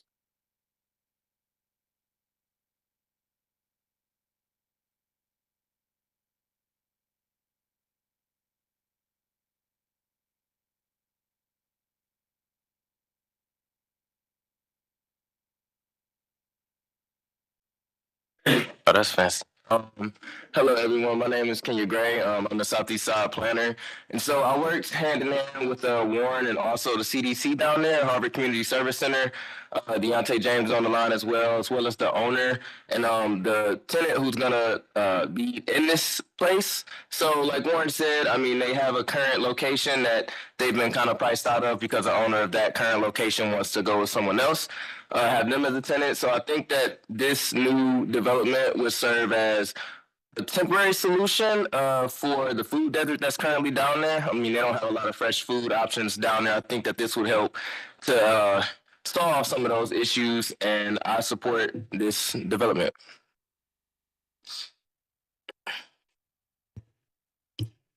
Is this is here for schematic? I'm wondering if it should be considered for final. It's very thorough. Yes. I'm trust staff to maybe tie up any loose ends. Yeah, I only had one question to the applicant. The drive-up window or the pass-through window, is that intended for pedestrian use or vehicular use? Pedestrian walk-up use. So if you go back to, Xavier, you come back to the site plan, if it's for pedestrian use, the walkway that I think leads to that, I'm wondering, you have it as shown as striping right now, I'm wondering if that could just be curbed. One, I think the clear separation from vehicular traffic with that kind of 6-inch curb can make it a lot safer, as opposed to people feeling that they're just walking through the sidewalk. I would also say potentially the same thing for at least the one island coming from the, what you call that bridge that is over the bias well. And potentially that one parking space could also be curbed as well, leading to where the handicap striping is. Okay. I just like to commend the applicant. This is a very thorough presentation. In my personal opinion, it's very clear. So we appreciate that. Does our code require 2 points of egress? I'm just wondering if, as just thinking out loud, does the apron on the side street, is it necessary? Could that be an additional parking spot, but also maybe an area that opens up the ability for the pedestrian window to not be conflicting with cars coming in and out? Just a thought. Again, I think that the design is good. I think it's a good use. So this is just kind of me thinking out loud and offering feedback, but I'm not going to die on the hill by any means. Absolutely. Can I respond to that question? Yeah. Okay. Again, the code doesn't specifically say that, again, this needs to have 2 entrances, but again, just for vehicular flow or flow through the site, it works out a little bit better. Again, if we just had the entrance from Lee Road, then cars would actually have to come in, go all the way to the back, and then that's, again, the only way out. That could lead to traffic jams or, other things. So I think having this existing or this new entrance coming out on an existing street could be extremely useful. Understood. Madam Chair, I motion for approval for final, with the caveat that the can study the use of curbs for the pedestrian-oriented areas, especially the one adjacent to the building. I second. We have a motion and a second for final approval. Call the roll. Denise. Anthony, Yes. Fluker, Yes. Curry, Yes. McCray Scott, Yes. Sergeant, Yes. Slight. Motion carries. Thank you very much. Thank you for your investment in the city. Thank you. All right, we have a few mandatory referrals, and the first one is ordinance 40-2025. This is authorizing the Director of Public Works and Economic Development to enter into a ground lease with Rust Belt Riders for the use and the occupancy of property at 3270 East 79th Street. This is for facility and operations for a 10-year period with 2 10-year options for renewal. Who is here from the city? Everybody internally, although, welcome, Dan. I saw it in the paper this morning. Good article. Did you guys see it? No. It's a pretty great story, this Rust Belt Riders. Started from like a innovation grant. In the very, very beginning, I remember it was like in like a bunch of individuals, wasn't it? Oh, you were in that. Oh, that's in Ohio City. Yeah. All right. I've never done this before, so thank you Right. for having me. Okay. We're just talking about your story. I remember that very early when they were involved in it was many years ago in Ohio City, like in a. Yeah, anyway. the Enterprise Innovation Yes. Challenge Grant. Yeah. Yeah, What year was that? that was 2012 or 2013. Wow. It's Yeah. amazing what you can do in 10 years. Yeah. So anyway, go ahead. Thanks for having me, committee. My name's Dan Brown. I'm one of the co-founders of Rust Belt Riders. We were a company that was started with $2,000 and 2 bicycles aimed at preventing food from going to landfills. We have since grown to a team of over 35 individuals, 15 of whom are owners of the company. We are an employee-owned company, and we pay a starting wage of $20 an hour and provide healthcare and benefits to all employees that work over 35 hours a week. We're really, we think of ourselves as a climate solutions company focusing on nature-based solutions. If you've seen the news lately, wildfires in California and over 230 million Americans under cold weather advisory all in the same week. We need desperately to expand access to infrastructure that allows us to address the climate crisis. Project Drawdown is a report that looked at the sectors across the United States and across the globe that contain within it the solutions to the climate crisis. If expanded and adopted, this study suggests that we can not only slow but reverse climate change. Their analysis determined that the food industry and the food economy contains within it some of the greatest potential for what's called carbon drawdown. If you look in the food system itself, the single biggest lever to slowing and reducing greenhouse gas emissions is the reduction of food waste. The reason for that is because when food goes to landfills, it emits methane gas, which on a 20-year time horizon is roughly 80 times more potent than CO2. So if we are to do anything to stay within the reach of the Paris Climate Accords, we must urgently stop sending any food to landfills. The reason that measure is as high as it is because roughly 40% of all of the food grown in the United States will end up sent to landfills. Annually, the United States will spend $218 billion on the growing, transportation, and disposal of food that never gets eaten. And most of this waste occurs at the household or consumer level. And that's exactly where Rust Belt Rider services are deployed. We today work with over 300 businesses across Cuyahoga County and over 3,000 households across Cuyahoga County to help them divert food from going to landfills. Our efforts this past year allowed us to divert nearly 8 million pounds of material from entering landfills, a figure that we're exceedingly proud of. But that 4,000 tons of material we estimate is only 1% of all food waste generated in Cuyahoga County. We are only able to do this work through the partnerships that we've established with businesses like ranging as small as like Phoenix Coffee and as large as the Cleveland Clinic. But we realize that there's a need to make these kinds of solutions accessible to Cleveland residents. This past year, we were honored to partner with the city of Cleveland on a USDA grant that will allow us to expand our community drop-off program, which allows residents to opt in to divert food waste in and near their community. We have adopted a rapid drop-off expansion informed by the 15-minute city. And at the conclusion of the USDA grant, our estimates is that roughly 85% of all Cleveland residents will have access to a drop-off location within a 15-minute walk of their home. Additionally, the USDA grant provides for 250 scholarships to SNAP-eligible households, so that cost is not a barrier to participate in programs like this. We were only able to do this work thanks to a partnership with the City of Cleveland. We work very closely with community development corporations. This was a population density map to help us inform sort of where we ought to strategically and maximally deploy these drop-off locations.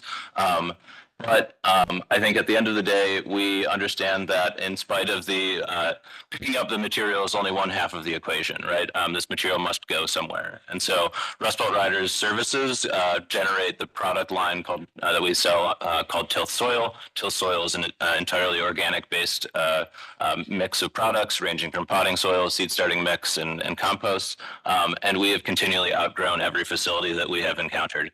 Regionally, we do not have the infrastructure in place to properly even begin making a dent in the amount of food waste that is generated locally. The nearest landfill to Cleveland is roughly 50 miles away, and we believe that investing in infrastructure to process that material locally can create jobs, dramatically reduce greenhouse gas emissions, and create carbon sequestering compost for the advancement of bioswales, native plant nurseries, and urban gardening.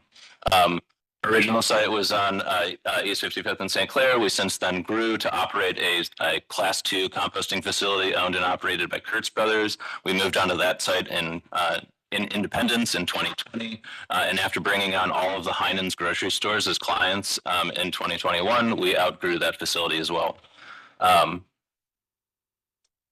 Today, this is our infrastructure.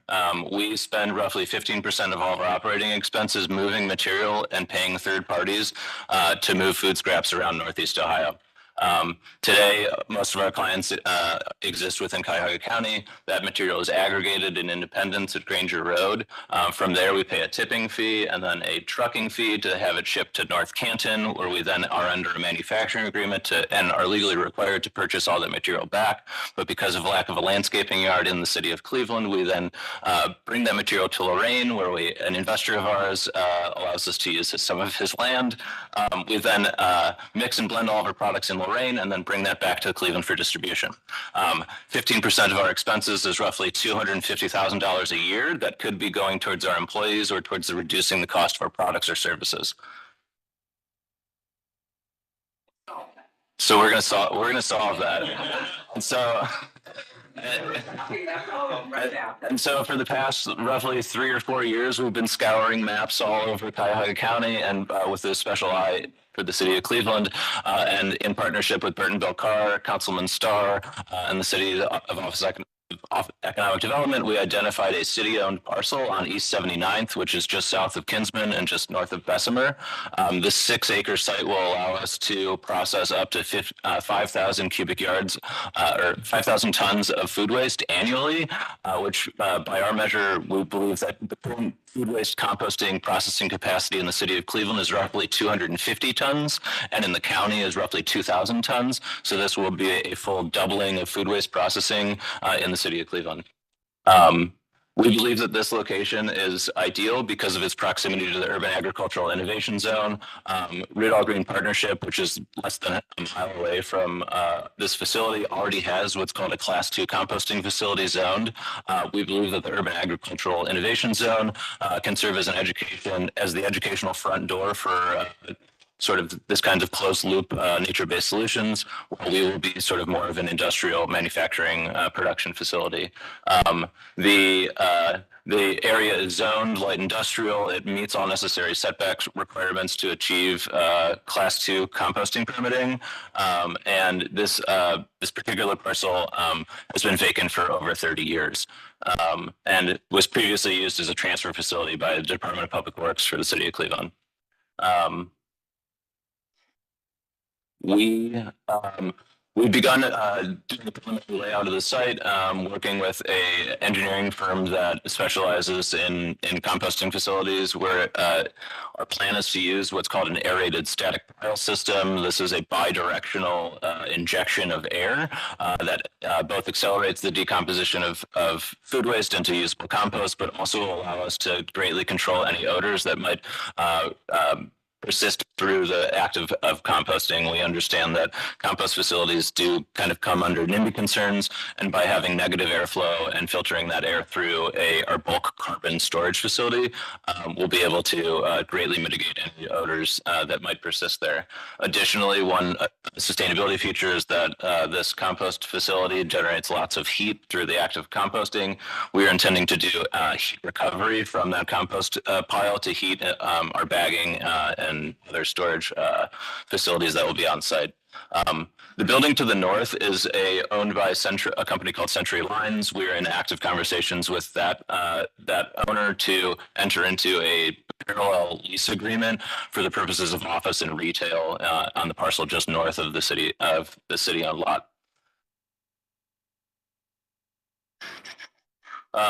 This is sort of how we're thinking about material flow. We would be entering in from sort of the northern portion of East 79th, bringing material in, dropping on the western portion of the site, and then having an egress just further south of our main entrance. The idea of that is keeping raw material as far away from the street and out of sight line, and as far away from any residents as possible. If you're trying to picture what this might look like, this is some of our current team. We use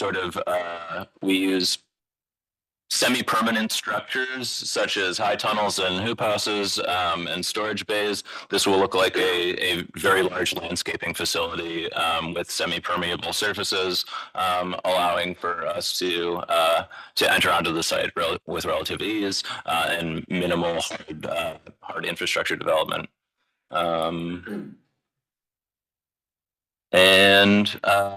And so it might be a reasonable question to say, what do you guys know about operating a compost facility? We've operated one in the past at Kurtz Brothers, and in 2019 we were named the best small-scale composter in the United States by the U.S. Composting Council. Nathan Rutz, who's our director of soil, serves on the Ohio Organics Council, which is the trade organization that manages organics division in the state of Ohio. He's one of just 2 certified compost operators in the state. And just this past year, Tilth Soil, our product line, became our single greatest source of revenue. And so at present, we need a new facility. Our region needs a new facility, and in doing so, we believe that we could hire more people, advance our commitment to sustainability, and continue to make Cleveland a leader in this regard. Okay, thank you. Do you want to say a few words about this? And Yes. Hi, my name is Natani DeRider with the Department of Economic Development. We would just like to offer our support in this and kind of just highlight a few things that Dan mentioned. First of all, the ground lease would allow us to support an existing partner, right? We would be, well, Rust Belt Riders would be eligible to additional grant funding by having a city partner. And so there would be more opportunities for applying to different grants to help fund the project. Also, the ground lease is not only, an advantage for Rust Belt Riders, but also the city, because the city would be able to retain the asset after the 10, 20, 30 years that it's in use with Rust Belt Riders. Once they vacate, the site comes back to the city and we can prepare it for redevelopment. And I also want to highlight too, this is, putting land back into, good use. It's been a vacant parcel for decades. And it's also, not only doing that, but it's bringing food waste back into productive reuse that the city would otherwise have to divert to landfills. So it's allowing them to kind of expand on their existing partnership with, the city that they have. And then lastly, after we enter into this ground lease, we will also start to discuss different incentives that the Department of Economic Development might be able to partner with. What are the terms of the lease?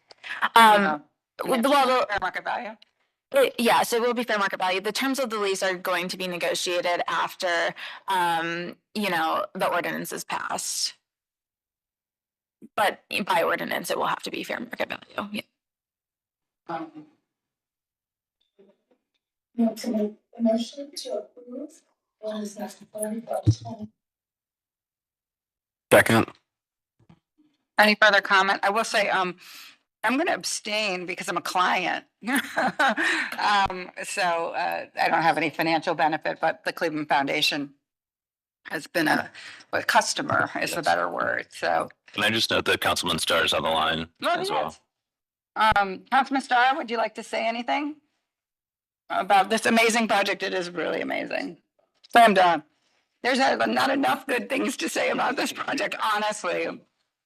And thank you. It's also an absolutely perfect site, or location, district, Ridall, Bragg Zone. So kudos to finding it together. Councilman Starr? I guess not. All right, we have a motion and a second. Yes, I'm here. I'm sorry. I couldn't come off mute. But Okay. no, I just want to come and say I do have full support within this project. I've had the opportunity to work with Rust Belt, talk with the community about this initiative, and identifying a location where they will be able to add value to land that has been vacant and neglected for a decade and now put into good usage. They have also agreed to work with some of the jobs that they're looking to create to hire residents in the community with it. So I furthermore just to support this project. I think this is a great opportunity for us to make this happen, as well as the partnership with Ridall, as well as them bringing all of their offices together instead of spreading across the city. Thank you. Thank you, Councilman. Thanks for your leadership. This is phenomenal. Anthony? Yeah. Blucher? Yes. Curry? Yes. Do you want to abstain or say yes? Oh, sorry. I meant abstain. Okay. It just came out. Abstain. McCray Scott? Yes. Sargent? Yes. Flife? Motion carries. Congratulations. Can't wait. Kyle, what's timeline? We're dealing with lots of bureaucracy, but our hope is that we'll be operational this time next year. Thank you. Awesome. All right. Next item is page 10. This is another mandatory referral 422025. This is authorizing the Director of Public Health to transfer property at 4242 Lorain Avenue to control possession and use of the Department of Community Development. And this is for Penrose Holdings. Welcome. Thank you, Commission, and that was a very inspiring piece of legislation to follow. Thank you, guys. Good morning, Commission. My name is Trudy Andreski. I'm the Bureau Chief for Neighborhood Revitalization in the City of Cleveland's Department of Community Development. I'm joined here by Will Basel, who is representing Penrose LLC, who's the development firm that we're partnering with. We're here to walk through a brief presentation regarding transfer legislation that will enable an affordable housing development on Lorain Avenue. Down. It's low. I can kind of show it from here as well, but I got you on the second slide. Okay, should I press down or to the right? Okay. Thank you. The city on site we're working on is 4242 Lorain Avenue, where the current McCafferty Health Center site building is located. The site is at the intersection of West 44th Street and Lorain Avenue in Ohio City, in the Ohio City neighborhood, also Cleveland's Ward 3. The site is approximately 1.3 acres, and it is located in the Lorain Avenue local landmarks district. So this project will go through the city's landmark commission for the design review process later down the line. This piece is strictly for legislative authority to provide site access, site control to the project team for the purposes of funding applications. Do you mind advancing? I'm sorry. Or maybe I'm pressing the wrong button, I apologize. The site is approximately 2 miles from downtown, and this is content we included in our redevelopment opportunity in the fall of 2024 in order to provide Cleveland area and neighborhood specific context for developers interested in investing in this site. I include the asset map here just to convey that the ability for the city to support affordable housing projects citywide, but in particular in amenity-rich neighborhoods, creates really incredible opportunities for the success and positive quality of life for future residents that they may be able to experience at this site. Thank you. In late August 2024, the Department of Community Development released a request for qualifications seeking professional real estate development teams to construct affordable housing alongside ground floor social service and or nonprofit space.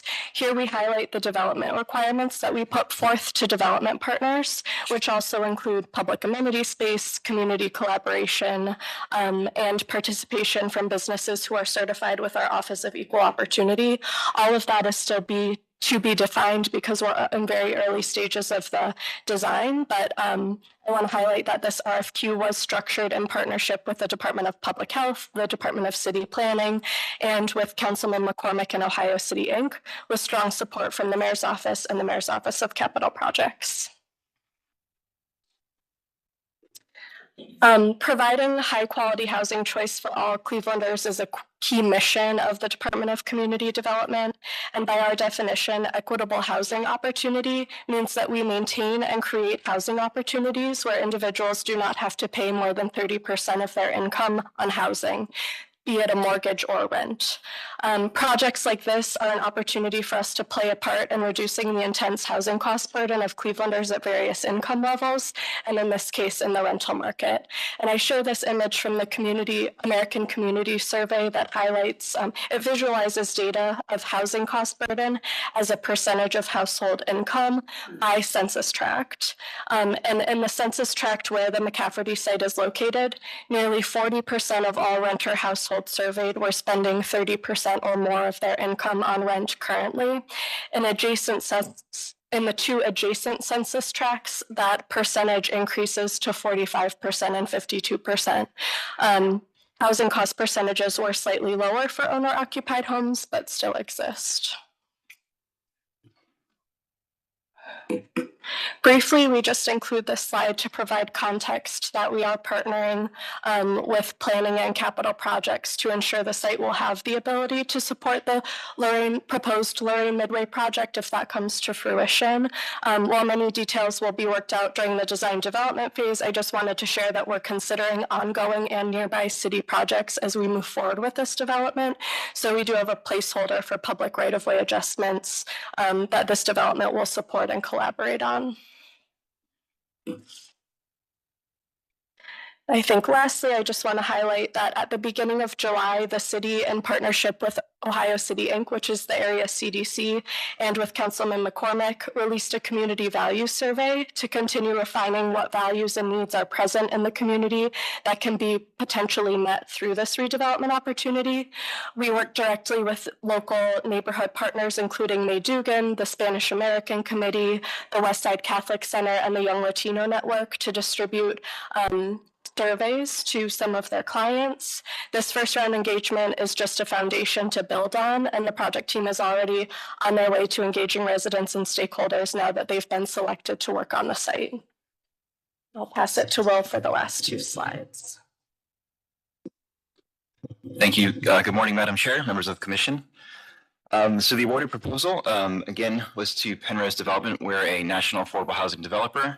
We have a local office here in Ohio based in Cincinnati. That's where I'm from. We've done a lot of work throughout the state, including a few other developments in the city of Cleveland, like St. Luke's and Sankofa Village, where we're actually doing the fourth phase of Sankofa currently. We're partnering with Ohio City as our nonprofit partner. One of the things that we try to do is find communities and not just work in the community, but work with them. So Ohio City Inc. would be a co-owner, co-developer of the development. We're pursuing low-income housing tax credits from OFA. The application deadline is the end of February, so we have a really strong chance at funding, we believe, this year. Based off the current QAP, the scoring is very high for this site. So we're excited at this opportunity, and February is our current deadline. We're proposing a 72-unit senior building with AMIs between 30 to 70%. Again, these will be affordable and rent restricted, so we are only allowed to rent at 30% of folks' income or below. It's a HUD standard. It will also include some ground floor space that we're intending to use as nonprofit space. We're going to partner with OCI and the community to figure out what the right use is, but we will include some ground floor space for that in the development. We have an emphasis on environmental sustainability. We're pursuing and considering some various energy credits, solar panels, things that will make the project more green and energy efficient, including LEED standards.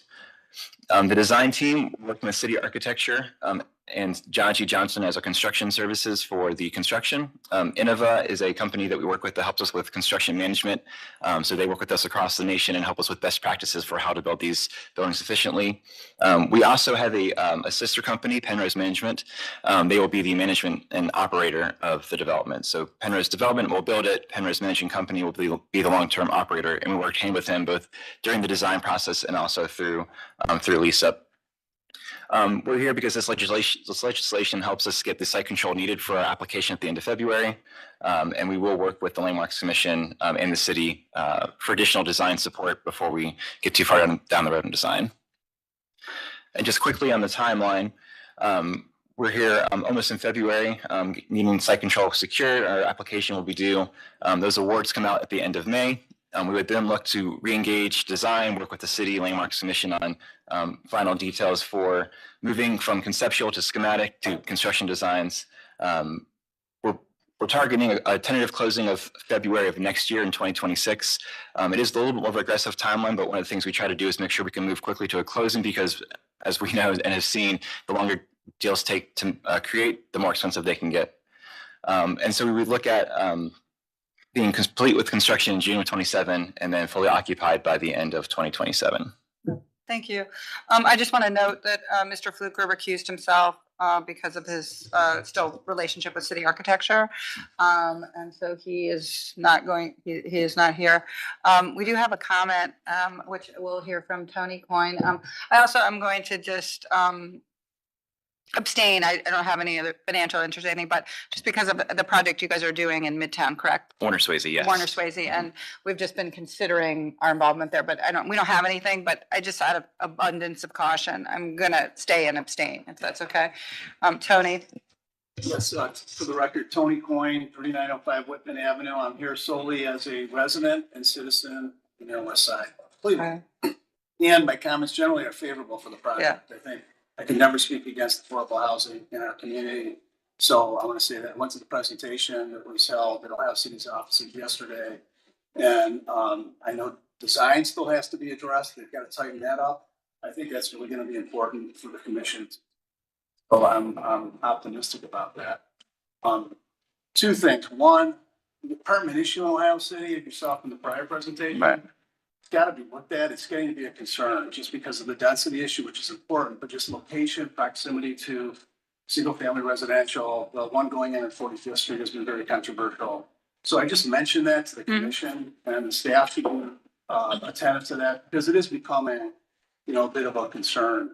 So that's number one. But number two, and maybe the most important thing is, and I'll just say this frankly, I'm disappointed in the city. I'm disappointed in Ohio City, Inc.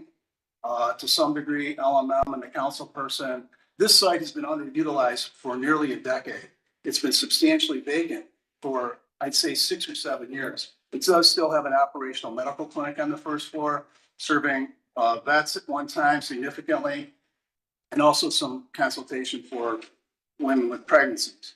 In our neighborhood, we had a very divisive presentation or proposal for a drop-in center on Franklin. Still in court, the city lost the case. I knew about it because I had friends on both sides of the issue. It's a crisis for youth homelessness in Cleveland, in greater Cleveland. Why that fight went on for 2 years without looking at alternative opportunities, even temporarily, is beyond my comprehension. And I think the city has some responsibility to look at some of this. I told your colleague this yesterday at the meeting. This would have been a perfect location for that. Perfect. Healthcare facilities on the first floor, owned by the city of Cleveland, no zoning issue, a bus stop in front of it, and it covered a walkway to the entrance. At the meeting from Ohio City and there were new folks at the city there too, so I can't say much. It just never got there. I think it's important we start to look at this stuff because we're missing a big issue. Zoning, I've always felt is very important. On Franklin, even before I was on the commission, they eliminated buses on Franklin. We put in Sherrills on Franklin. We changed the zoning. It's all one. Tony, I'm going to have to interrupt you. We still have a lot on the agenda. We hear you. It's just not what's before us. It's not our responsibility. You know that. This is before us today. And on the housing side, as we're looking at this here, different than the one we saw before.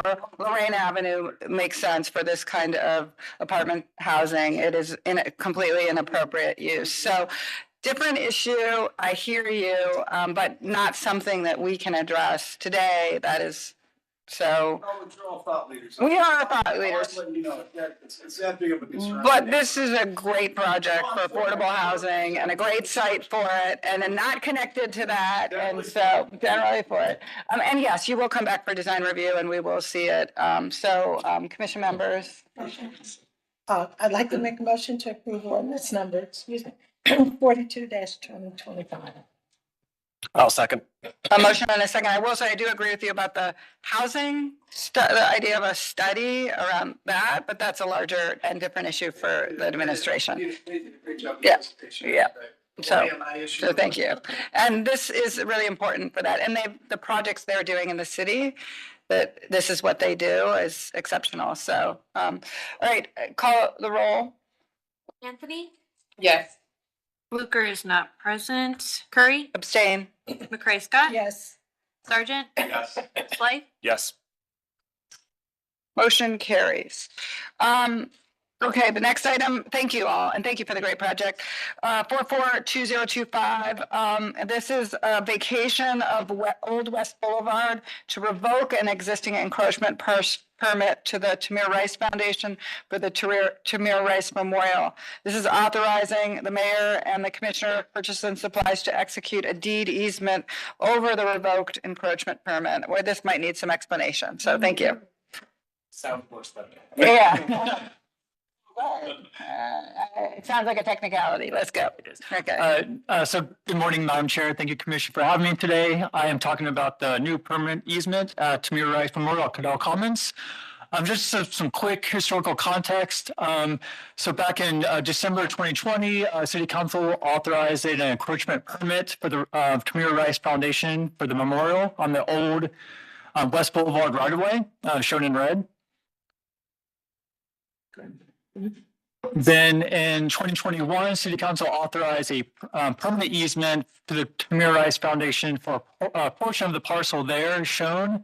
That was really just to protect the sidewalk around the memorial since it was on a parcel and not the old vacated right-of-way. As you know, that parcel is going to be slated for the development of the new school. So that was really just a protection for the memorial to encompass all the sidewalks around it. So next slide, please. So in totality, both those encroachment permit and the permanent easement comprise the actual Tamir Rice Memorial in its totality. Next slide. And at the request of the Tamir Rice Foundation, it's the city's intent to vacate the old West Boulevard right-of-way, as shown there in the dashed red line. This would provide us the opportunity to give the Tamir Rice Foundation a permanent easement subject today for the memorial. And that'll give them rights in perpetuity for the memorial as well. This was reviewed by City Council, approved by this commission, and approved by City Council just a couple of days ago. Just cleaning it up, basically. Yes. So that slide's a little wonky there, but basically the intent of this legislation, ordinance number 4425, is to basically revoke the temporary encroachment permit and replace it with a permanent easement in its place, shown in yellow there. It would also provide the utility providers underneath the old right-of-way with access if they need to access any utility underground for improvements or replacement, anything like that. So it gives them also the easement for that as well. So like you said, it's really just kind of cleaning it up and giving the Tamir Rice Foundation permanent rights to the memorial without having to worry about anything about the structure of the new school on the adjacent site. And there's just a picture of the memorial just so you, if you haven't been there, have a sense of what it looks like and what it's all about. Thank you. That's great. Yeah, with that, I'll take any questions. Any motion? Madam Chair, I'd like to approve ordinance number, Madam Chair, I'd like to approve, submit for approval ordinance number 44, 2025. Second. Motion and a second. Call the roll. Anthony, Yes. Fluker, Yes. Curry, Yes. McCray Scott, Yes. Sergeant, Yes. Slife. Yes. Motion carries. Thank you very much. Thank you. Have a great day. We got two more. Now, are these the two that go together or the last one has two? So there'll be one presentation for the next two, but we'll need two separate motions. So that'll save us some time. And this is authorizing the mayor and commissioner purchases and supplies to acquire and reconvey properties owned by TDG Franklin North LLC. This is at 3210 Franklin Boulevard. And this is for the Franklin Yards North project. So is the second one. And that the address of the second one is at 3105. So it's 3105 and 3210 Franklin Boulevard. And we'll take two motions.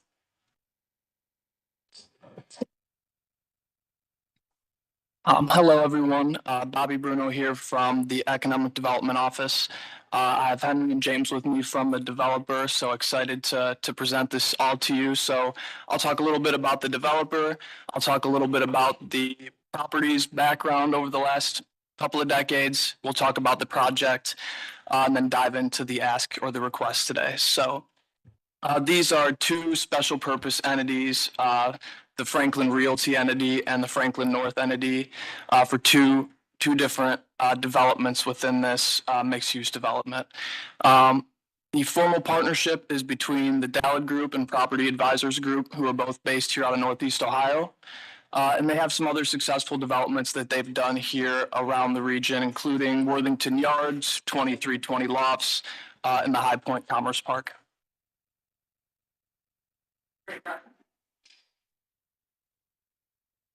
So this is 4 parcels. I realize I'm at the City Planning Commission. It's my first time, so maybe an aerial would have helped you. So I'll keep that on my.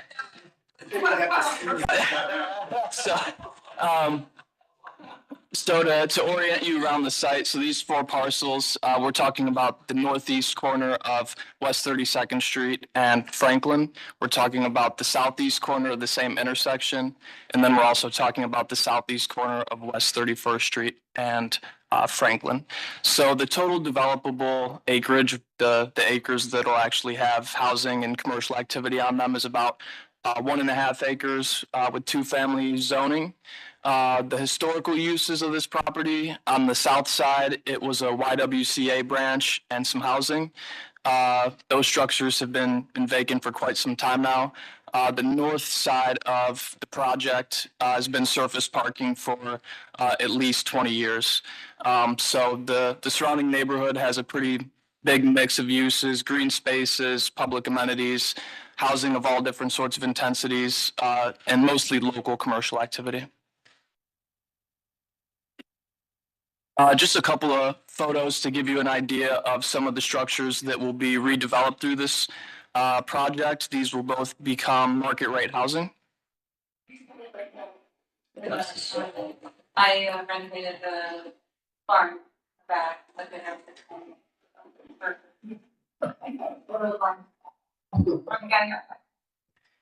yeah, not a cotton. Well, there you go. And so the red barn is the commercial piece. Gotcha. This is the. Oh, okay. Is the old stables? Yeah, on Mabel there? Yeah, I renovated like 350 So this structure has kind of endearingly been called the red barn structure throughout the project. So this will be converted into a commercial use. The developer has been working with possible end users that would probably look something like a cafe or a restaurant, but a great walkable commercial amenity for that neighborhood as a part of this project. And so to give you the sort of large scale project summary and metrics here, the existing structures that we just saw photos of, those will be converted into 38 market rate residential apartments. And on the north side, the parking lot will be developed into 29 market rate apartments. And then as discussed, the commercial end user will be identified in the red barn. So 67 total new residential units, mix of 1 and 2 bedroom units. And then from a job creation standpoint, not the huge focus of this project, it's really about the housing, but 3 new jobs and 80,000 in payroll at minimum for the management of this new community. And so why we are here today and what the request is, we are requesting in 2 different ordinances to enter into the chain of title, for the city to enter into the chain of title on these properties with the 2 development entities for use of a quote 41 non-school TIF. This would be a 30-year, 100% non-school TIF. The council person is in support of the project and using this tool. And so essentially, Ohio Revised Code requires the city to enter into chain of title for private improvements to be funded through this process.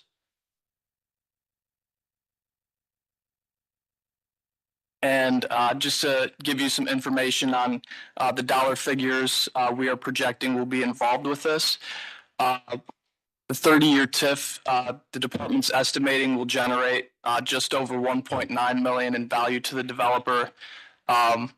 That will look like value of about $130,000 a year post CRA tax abatement. CMSD is projected to benefit almost 3.7 million in new income tax, new income through property taxes and payments in lieu of taxes over the course of the TIF. And then the 3 jobs with the 2,500 in new annual income tax. So all things considered, that's over a $3.7 million tax revenue benefit that would not have happened if this project never occurred over those 30 years. Be credit for the graphic in green. Thank you. Wait, are you renovating the archives building and then building new? Or, and then the barn, So or, the three structures we're renovating, the old mansion at the hard Yeah. corner, the old YWCA dormitory. oh, across the And, street? no, the YMCA was across the street. Oh, yeah. YWCA had the dormitory, Oh, which yeah. bordered 31st. Yep. And then the red shed along 32nd as well, which was a gym, a chapel, storage. I mean, Yeah. they kind of use that as whatever they needed it for. There's a surface parking lot at 31st and Franklin on the southeast corner, and then the new apartments are going on the northeast corner at 32nd and Franklin in the old surface parking lot there. Will you relocate the ghosts? I haven't seen them yet, so I can't I'm speak to just that. kidding. So I live there. Okay, so you need two separate motions. These are two separate tips, basically, Correct. for the. I will. Mhm. Okay. Okay, we've got 95-25 first. Call the roll? Anthony, Yes. Blucher, Yes. Curry, Yes. McCray Scott, Yes. Sergeant, Yes. Slade. And I move for approval of ordinance number 96, 2025. Motion and second? Anthony, Yes. Blucher, Yes. Curry, Yes. McCray Scott, Yes. Sergeant, Yes. and Slade. Yes. Motion carries. Long overdue. Awesome. I know a lot of people have looked at that site and this is awesome. So, and also just, like Worthington Yards and what you've done with that space and how creative you've used the public space and created something special. It's this great site for you guys to have, honestly. So can't wait. And will we see it here? Will we be seeing this project? No, I'll go through landmarks. Landmarks. Yeah, we haven't seen it just because in a landmark district, it doesn't come to us. So unfortunately, otherwise we would have liked to see it. So that's okay. Yes, we will. Thank you. Last one's just the one administrative approval. Take a quick look at it, and then we need a motion on page 14. Make a motion to approve administrative approval number 45, 2025. Second. A motion and a second. Call the roll. Anthony, Yes. Blucher, Yes. Curry, Yes. McCray Scott, Yes. Sergeant, Yes. Slade. Yes. Motion carries. All right, director's report. How are you doing? That's a real question. How you doing, Margaret? Yeah, we're doing all right. Just a lot of different projects going on. One of the things that we do have now, which is through our integrated development team, is a new communications and marketing specialist. So she'll be helping us get information out about things that come through city planning, different projects that we're working on.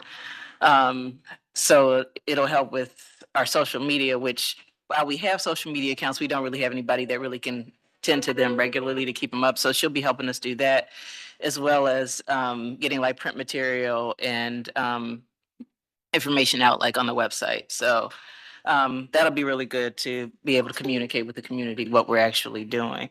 And the other thing is and I'm not sure if this was ever reported in the transition between me and Joyce, but modular housing RFP is closing out today.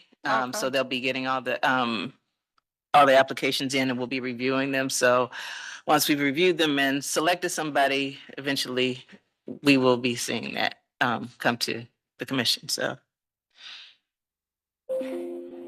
that's Great. it. All right. Yeah. Adjourned. Sign off. All right.